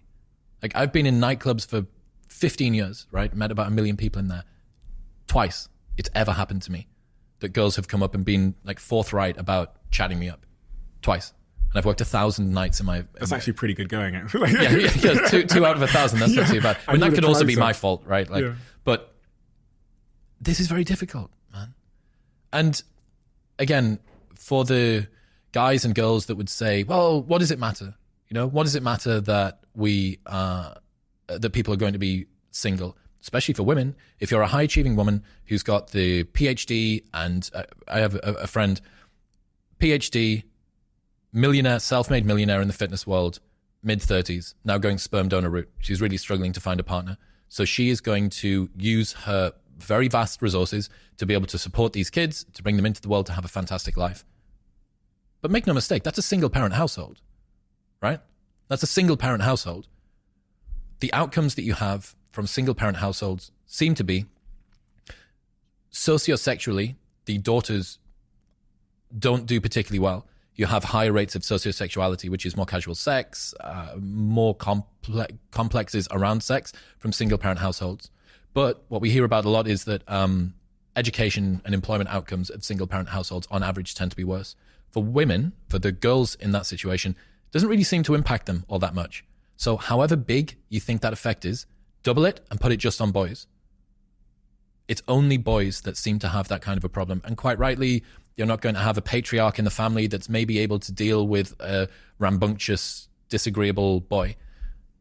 I don't think, for the women that want to have kids and you have the resources, absolutely. But for anyone to say that that's the optimal approach, that this is what would be amazing. And again, I'm not saying women become domestic prostitutes, take yourself out of the boardroom and get yourself back in the kitchen. Like, that's not what either of us are saying that we want women to do here. But most people, 8 out of 10 women that are childless once they reach their 40s and later, didn't intend to not be. This is a very difficult conversation that we need to have to warn people about the impact of not thinking ahead in their relationships. You have less time than you think. You need to be aware of that. If I, on the other side of the coin, when we're talking about men again, if I delete the dating apps then, so, you know, first thing we're doing, we're deleting all dating apps. That still leaves us in a world where there's this kind of pseudo-sexual, fake digital relationship in porn. Oh, yeah. Pornography still exists. So I'm wondering about that 50% of men.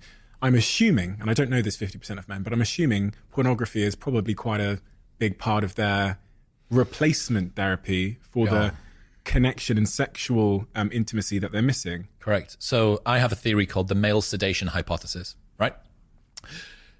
There is a phenomenon called young male syndrome.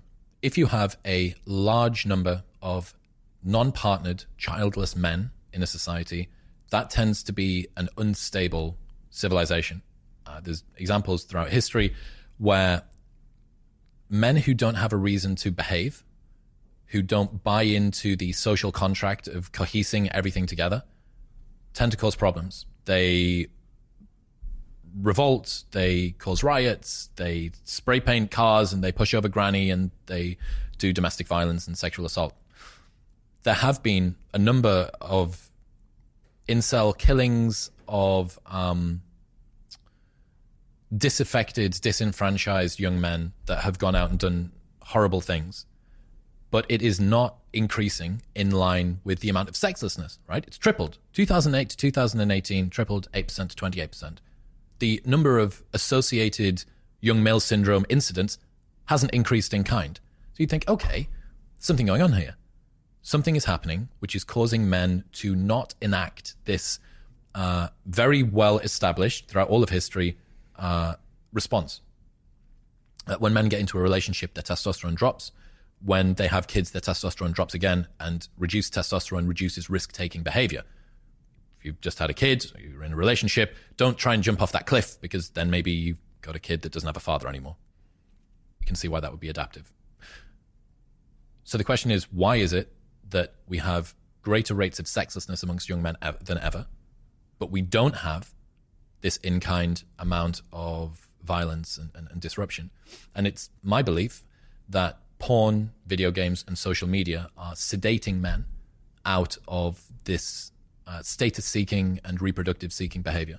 So I think that you get a titrated dose, just an ever so slight, just a little bit of reproductive cues from porn that helps to sedate men's desire to go out and pursue women. I think that what video games do is they create a sense of camaraderie, of goal-seeking behavior, status within the online world. It satisfies a lot of what men would have been trying to achieve with that young male syndrome revolution in the past. So my belief is that we have this male sedation occurring. Now, given the choice between a society of men who are dangerous and a society of men who are sedated, right now, the group of sedated men are ever so marginally better. But the only reason for that is that we're at a time of peace, right? If there was an alien civilization that came down to Earth today, the best thing that we could do would be to switch off all porn, turn off all social media. You want men to be angry. You want men to be riled up when there is something that they can direct that anger at. Right now, there isn't. And if they did, it would just foment and it would cause problems, and it would be bad, right? So yes, the sedating of this kind of reproductive seeking behavior in a way has made the world calmer, but it's not particularly, you wouldn't say it's optimal, right? This isn't great. Right. Oh no, absolutely not. I mean, the advent of the no-fap movement, men who identify as not masturbating, they self-identify as not masturbating, they have no-fap streaks. You heard of this? No. Stephen, you've not heard of no-fap? No, I hang around in the wrong You're wrong chronically circles, online. How have you not heard of no-fap? How have you, Chris? Look, I know about my no-fap, okay? So there is a very big community of guys online that have recanted porn. This is what we were talking about before, right? For every movement, there is a counterculture. For every sex positive, there is someone that will decide to push it away. For every woman that struggles to find somebody in the dating market, there is the boss bitch culture, which is the cope. Then there is the lean in, which is like the trad wife thing. There is the guy that becomes the Chad and has sex with all of the women. There is the guy that retreats from that and goes men going their own way and completely recants it as well, right? So you have the push and pull on both sides. NoFap is a group of men who have self-identified as people that don't masturbate, right? This is because they see the impact of porn on their psychological health, on their physical health, and they don't like what it does to them. So they have formed a community around this. For men who feel like they have a problem with porn, something that gives them a sense of pride about being able to defeat what they see as a vice is a place that quite rightly they're going to get, yes, I have control over this. Even if I don't have friends, even if I don't have a partner, at least I have control over this. And it gives them, what are we doing here? It is another goal for men to chase after, right? It just happens to be a goal of not touching your penis, which is actually quite a hard thing for a guy not to do. Speak for yourself, Chris. Look, Stephen, I can see where your hands are. But there's something I find really compelling about, we've talked a lot about people that are single, that are searching for love, but when you think about the context of a relationship, we're both in relationships, and the role masturbation plays in the reduction of desire for our partner. Because some of my friends are struggling with something I've talked about before, with sex in their relationships. I've talked about my own struggles with sex in relationships. And one of the things we've kind of diagnosed is pornography has a reductive value on the desire we have for our partners. So do we abstain? It depends, man. I mean, people have varying degrees of sexual drive. What's your approach? What's my approach? I think that I certainly feel like the story that you tell yourself around porn and around masturbation seems to be the biggest determinant of how it makes you feel. And this has been backed up by a bunch of data from Dr. David Lay, who is a porn researcher coming out, I think he's the University of Arizona, perhaps, or New Mexico. And the story that you tell yourself has a massive impact on how you feel. If you feel like masturbating is a dirty, bad action that you shouldn't do, that you should feel ashamed about, downstream from that, you're going to feel shame. If you don't communicate it with your partner, if you're hiding porn use from your partner, that is a huge, huge red flag. Personally, partner is another concern, but for you, it's a big deal because you're going to feel that sort of disgust, self-hatred, shame, guilt thing come through. But I do think that if you want to increase the sex drive in your relationship, just saying, okay, if we want to do anything sexual, we do it together. Try and tell me that that's not going to increase sex drive in a relationship. But, almost all of the sex that happens in relationships. If you look at how much sex, if you took a pie chart of sex, right, almost all of it is in relationships. Very, very small amount of sex is in casual relationships. There was one point you said about motherhood, and that kind of opened a doorway in my mind about the broader subject of regret in life. And, where if you look at sort of a meta-analysis of where people at different ages and different genders are experiencing the highest levels of regret, where does that fall? But no, regret is something that I've been thinking about an awful lot. And it makes for considering regret, considering the things that we regret in life and trying to reframe it has been one of the most useful mental models that I've gained. So Douglas Murray, British writer, columnist, spectator, multiple New York Times bestseller. I was in Manhattan with him, and he was telling me a story about Christopher Hitchens, the famous atheist, new atheist guy, one of the four horsemen of the atheist apocalypse. And Douglas, earlier in his career, was lamenting to Hitch about the fact that he had to choose a thing, and by choosing a thing, he couldn't do a different thing. So he had this opportunity cost. And he's saying, all of these problems, I don't know whether I want to do this thing, I want to do that thing.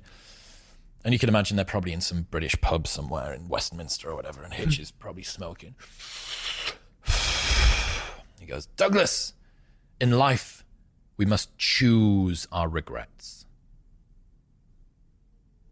And he told me the story, and I thought, that's really interesting. What does he mean, choose our regrets? And I reflected on it so much, and it made me think, well, what I'd always presumed was that in life, the only reason that I had a regret is because I made a suboptimal decision. If only I'd been able to make the perfect decision, I could have ameliorated the regret, and the reason that it's there is because I didn't make the right decision. But when you accept the fact that opportunity cost is baked into the fabric of life, me and you can go to the gym or we can go to the theme park. By going to the gym, we don't go to the theme park.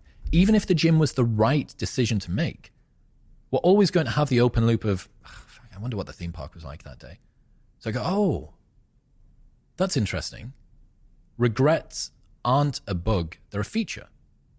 regrets are a feature of life, right? They are a natural byproduct of us always being curious about what could have been. And given the fact that opportunity cost exists, they're always going to be there. So, okay, that's interesting. It's kind of liberating, right? Makes you feel less culpable for the suboptimal decision that you made. So, but what does it mean that you have to choose your regrets? What's that? What's the choose bit? Like, well, if you accept the fact that regrets are inevitable, that you're going to do things in your life, even if you choose the right thing, and you're going to consider in retrospect that you wonder what the other thing could have been. If you can't escape regrets, when it comes to making a decision between multiple choices, what you have to look at is not only what thing do I want, but which regret could I live with? If regrets are inescapable, you have to choose which one you want. Okay, so I have to choose which regret I want. So you're looking at a choice. You have things in front of you. Which of these two could I bear living with the regret of? And that makes decisions an awful lot easier, right? Because it switches us from a place of scarcity and fear about the future, and it helps to project us forward and think, okay, which of these could I not bear myself to live without? So for instance, with me moving to America last year, it was a big move. I was 33, 34 at the time. Not exactly the archetype. I always felt like I should have had my shit together and my life sorted by the age of 34.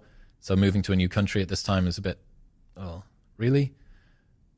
But if I had the opportunity to do this podcast, to become one of the best in the world at what I do, to pursue my passion, my curiosity, and I didn't do it, I couldn't have lived with that regret.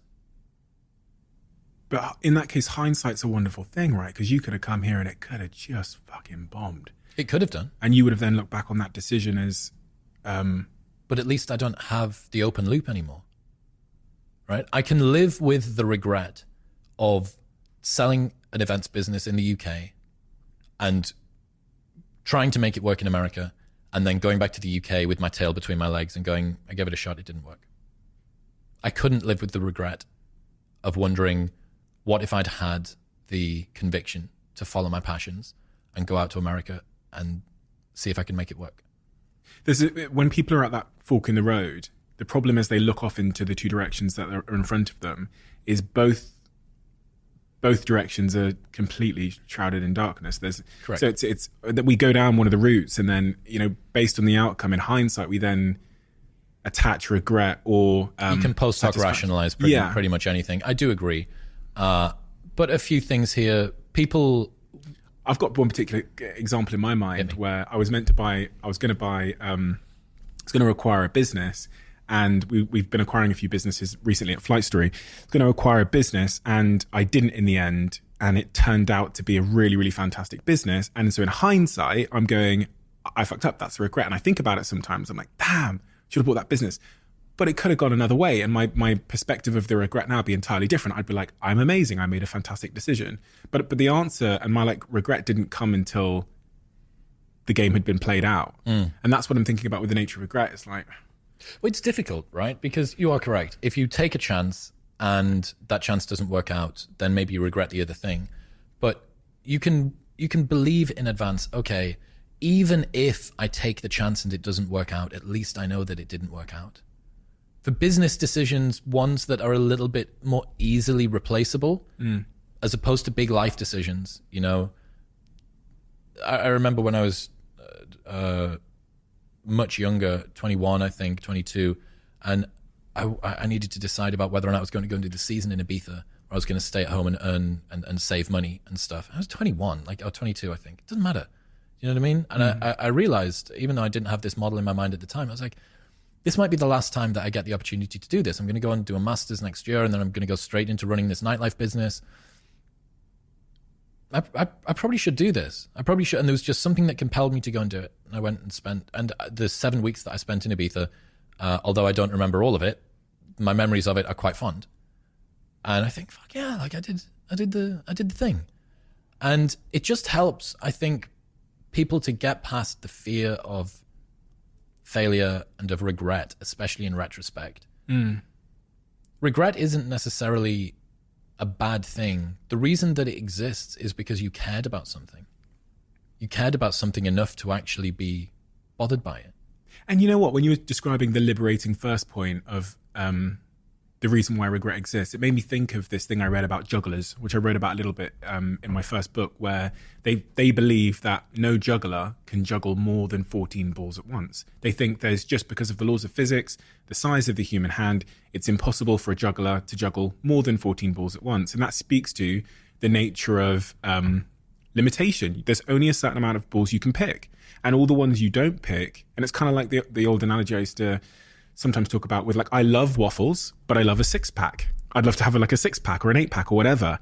I can't have both. The story that I can only have one is what makes either special. Yeah, correct. Waffles, like the 6-pack is only great because it's a story of the waffles I didn't have. Correct. And so I might regret but it's because of the scarcity and the nature of us having to make like a finite set of choices in life. That's why 6-packs are having a 6-pack is so admirable. And it's the same, like, you can't have a world where things are special where you don't have regret. Precisely. So there's another rule that I absolutely love, which is you can have anything you want, but you can't have everything you want. Yeah. Right? You have to sacrifice most things in the medium term in order to be able to facilitate progress toward one thing, right? This is a really great insight from Oliver Berkman's 4,000 Weeks. Has he been on? Yeah. Great guy. Did you, when you were going through that, do you remember the choose in advance what you're going to suck at mindset? I can't remember that. Really good. Really cool. Very interesting mental model to use. So you have a plan for the next 6 months, right? Or the next year. By doing a thing, other things are going to have to be sacrificed. I want to grow my business. Okay, maybe your social life is going to take a little bit of a hit. Maybe your fitness is going to take a bit of a hit. Or I want to get into a relationship. Okay, well, you're probably not going to be able to get as much sleep. Maybe you're going to have to, your business is going to get less of your attention, whatever it might be. By focusing on one thing, you inevitably end up having to focus on other things. Now, the problem that you and me and maybe a lot of the people listening to this that are type A go-getters that want to be able to have it all will feel is as soon as they start to feel something slip, they go, oh, fuck. Like I'm supposed to stay lean. I'm supposed to stay healthy and fit and whatever. And you go, by choosing in advance the things that you're going to suck at, the price that you're going to pay in order for success within whichever domain it is, it allows you to feel ease and acceptance when that particular domain does start to drop away. So for instance, this year, writing a book, going to do some live shows toward the end of the year, going to continue doing the podcast, and I'm doing some other bits and pieces as well. My fitness is going to have to take a hit. At the start of this year, I accepted the fact that I'm probably going to get a combination of smaller, fatter, and slower throughout this year. But that's fine. That's the price that I'm prepared to pay. And I made that deal with myself in advance. Okay, I'm conditioned. Fitness is going to take a little bit of a hit. I'll hold on to it as best I can. This isn't me being complacent about it. I'm going to let it slip. And it is such a powerful insight that you can have anything you want, but not everything you want. And I think that's liberating. It's all the things you couldn't have. And like I said a second ago with a 6-pack, I often think about a 6-pack because I think, what makes that socially valuable? There's a social currency to it. Correct. And all it is lines on your stomach. It's a story though. Oh yeah. I mean, this is the thing about people that go to the gym. The physique that you build is attractive, feels good when you're naked and the other person's got their arms wrapped around you or whatever, right? Like that's a big part of it. Don't get me wrong. But what it's also a part of is it shows the kind of person that you are to be able to achieve that kind of physique. Someone who is self-disciplined, who is self-motivated, who can do hard things, who can deal with pain, which is like kind of sexy. They're conscientious, they're reliable, they're disciplined. Delay gratification. All of these things, that is the story which is told by the way that you look, right? By your physique. And I really, really like that a 6-pack is a story of all of the waffles I didn't eat. Is great. And the same thing goes for whatever pursuit you choose, you know, the podcasting thing, right? And the differences that you've noticed in your ability to go from brain to mouth over the last 3 years or so since you've been doing the podcast, and mine as well. Definitely. That is a story of all of the hours that I didn't spend watching Netflix or scrolling TikTok or doing whatever. You know, it's the days and days and days of research and listening back to myself and time with my speech coach, working on diction, sitting in front of a microphone with a guest, doing all of these things. And that's the layers of pain again. You know, to look at one of the best communicators in the world or artists in the world or dancers or musicians or sports people or whatever it is a story of all of the things that they sacrifice in order to get themselves there. Okay, do you want that? Don't look at the things that they've got. Look at the things that they've sacrificed, because that's the price that you have to pay to be in that position. When you're alone at night and you're mulling, contemplating, when you're in the gym lifting weights, and you think about the work you still have to do to become the optimal version of Chris Williamson, what is that? What is the work you have left to do on a personal level? Be mindful. Pay attention. Be focused. Be disciplined. Keep promises to myself. Tell the truth.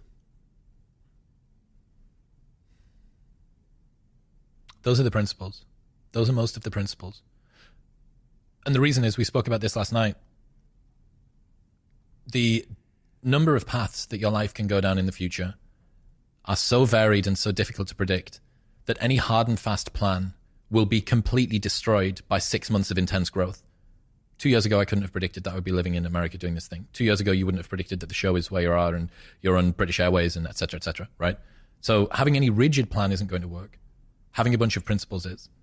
The things that I still need to work on in terms of deficiencies are, I need to be more disciplined with my use around my phone. I know that that's a huge crux for me.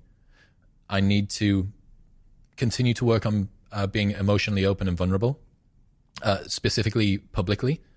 As someone that was very ashamed about being made to feel weak in school, that is a large hurdle for me to get over, because I only recently opened up about bullying with David Goggins, of all people, because I felt like, you know, this guy's been through so much. What is it for me to say, oh, I was a bit lonely in school and like people like picked on me and stuff. Why does that matter? What? Solving the vulnerability hurdle. I think that anything that you are not fully prepared to open up about, and this doesn't mean that we're supposed to be, you know, transparent to the world around us, but even to yourself, you know, to be able to take the idea, the smell, the notion in your head and form it into words, suggests that you haven't internalized it, understood it, transcended it, done the work, right, on it. And also, when you asked at the very beginning, what is it that you're trying to serve people through the podcast and through the work that I do? It's very difficult for people to find a role model that they can genuinely feel an affinity with, because most of the people that you look up to are talented or successful in some way. And by design, that means that you don't have that much in common if you're just starting out on your journey. The difference is, and the beauty of this kind of a platform, people can scroll back 5 years on my podcast, on the Chris Williamson YouTube channel, and they can see episode 1 in my old office in Newcastle upon Tyne with a single Blue Yeti on a 16-pound mic stand with my friend that was rowing the Atlantic solo, and hear me bumble my way through an episode as I say every other second, with a different accent, with different lighting and cameras and skills and everything. So you can track that journey over time. And you go, if you have even a modicum of admiration or appreciation for many people, if you can see them from their very beginning and think, wow, that's even shitter than I am, that gives people hope that they can go through it. And I think that being able to be more open and vulnerable about the challenges that I've faced in my past should help other people to feel less alone. Now, I've opened up a lot. I've opened up about depression throughout my 20s, about the bullying, about all these sorts of things. But it's like, okay, so where's the deeper lesson? Where's the deeper lesson? What else can I take from this? And I think that would be good. That would be a good thing for me to learn. And one final thing would maybe be getting out of my head. a little bit. We, both of us, are monetizing cerebral horsepower, right? Like the primary resource that we have are our thoughts and then our ability to communicate them. But the problem with that is that it means that you live a lot of your life up in your head. And the people that are listening may feel the same. You love listening to Steve's podcast or my podcast or whatever. Okay. How do we go from thought to action? That's what we were talking about earlier on. How do you avoid being so cerebral that you don't ever get into this sort of embodied state? There's this really great guy called Ian McGilchrist. He wrote a book called The Master and His Emissary, neuroscientist, but also a philosopher. He looked at the Isle of Man TT riders. So for the people that don't know, Isle of Man is a small island off the coast of the UK, and these super bikes race around it, but it's potholes and dry stone walls and B roads and grass verges, and every single year people die. And they looked at the speed of the decisions that the riders were making, and what they realized was that it was so quick that it couldn't be conscious, that there wasn't time for the prefrontal cortex to get the decision through. It had to be more limbic. It had to be more ease and grace. So the goal is for them to get out of their own way, right? It's for them to be embodied. And I think that, you know, if you were to say, what's the price that you pay to be me? One of them would be very, very much in my head, very much thinking, assessing, over-assessing, analyzing.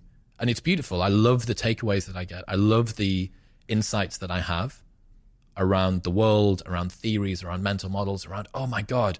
So if we look at the fact that women want to be approached, but men are scared of approaching because of this creepiness, oh my God, there's two theories, and we bring them together and we go, wow, that's how downstream from Me Too, there can be challenges that are both created for men and women in this dating world. I'm like, fuck, that's cool. But the only way that you can do that is if you think and think and think and think. You're 35. You referenced how ideas generally are like a smell that appears, and gradually we try and figure out where that smell's coming from.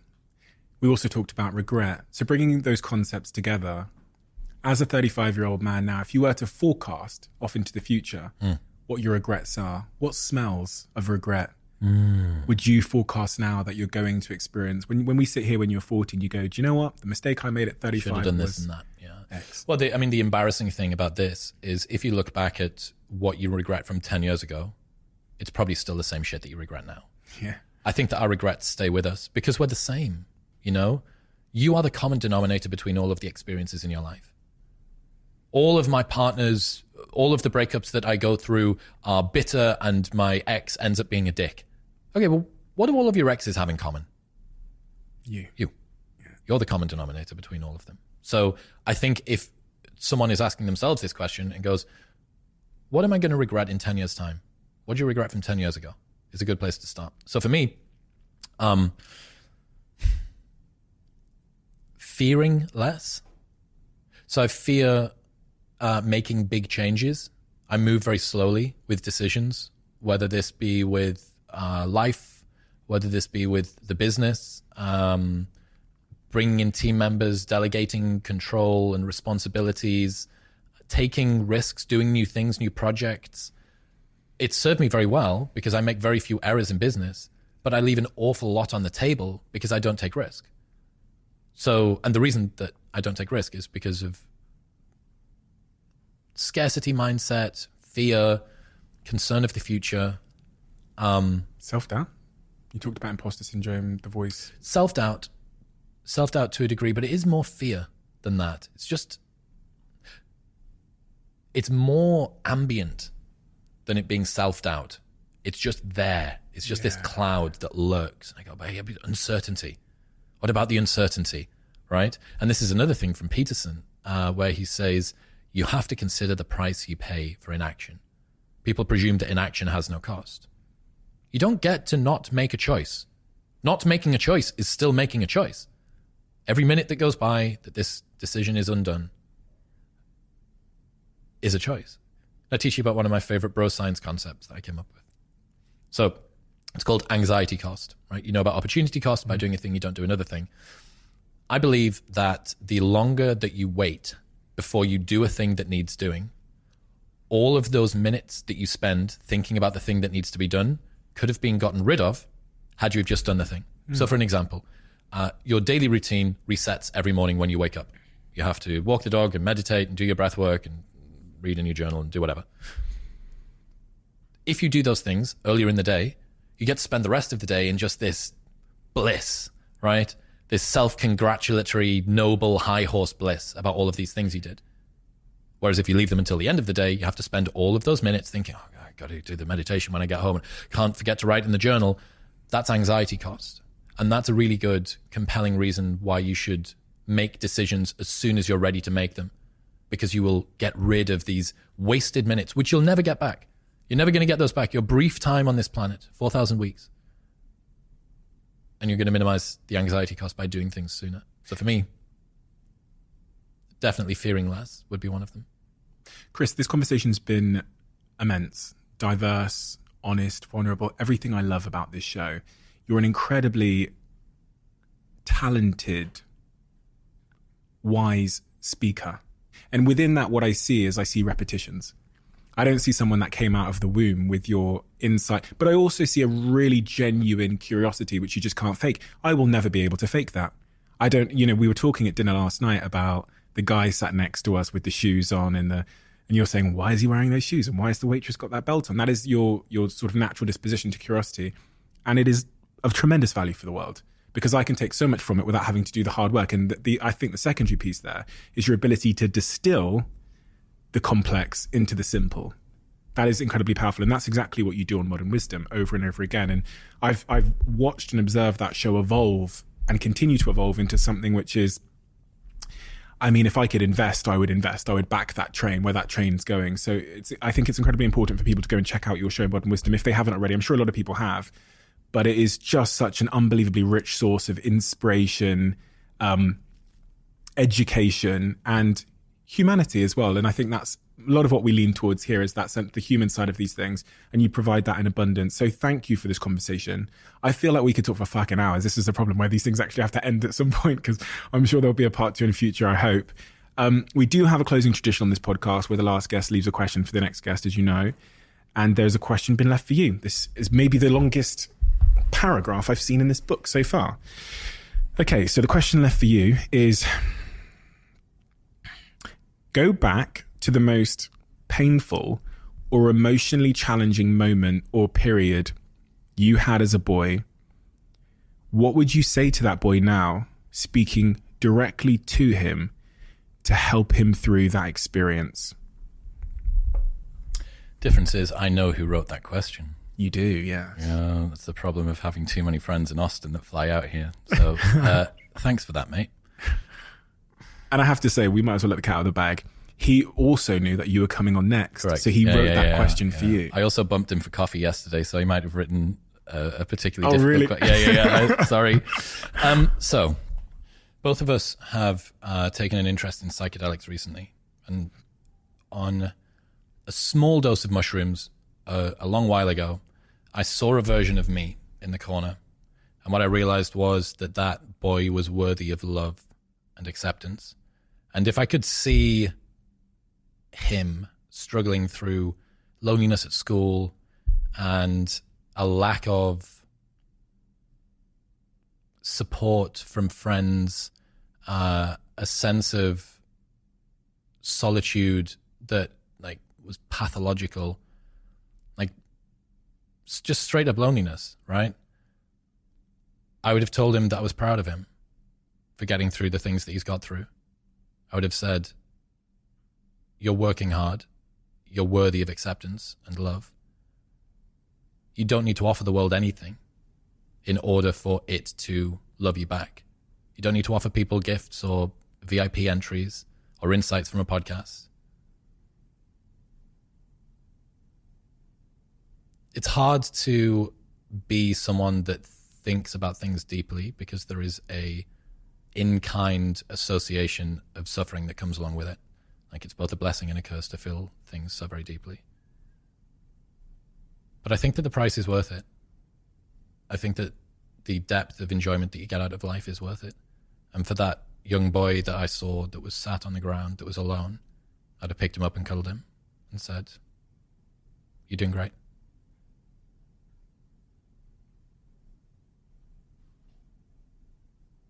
Chris, thank you. Thank you, mate. Thank you so much. That's honestly beautiful. And I think I speak for many when I say that that's the message a lot of people in their own lives will need to hear right now. So thank you so much. I appreciate it. I've really enjoyed coming on. It's been great that both of us are following this little path, parallel train tracks going forward. Cheers. Let's see where it takes us.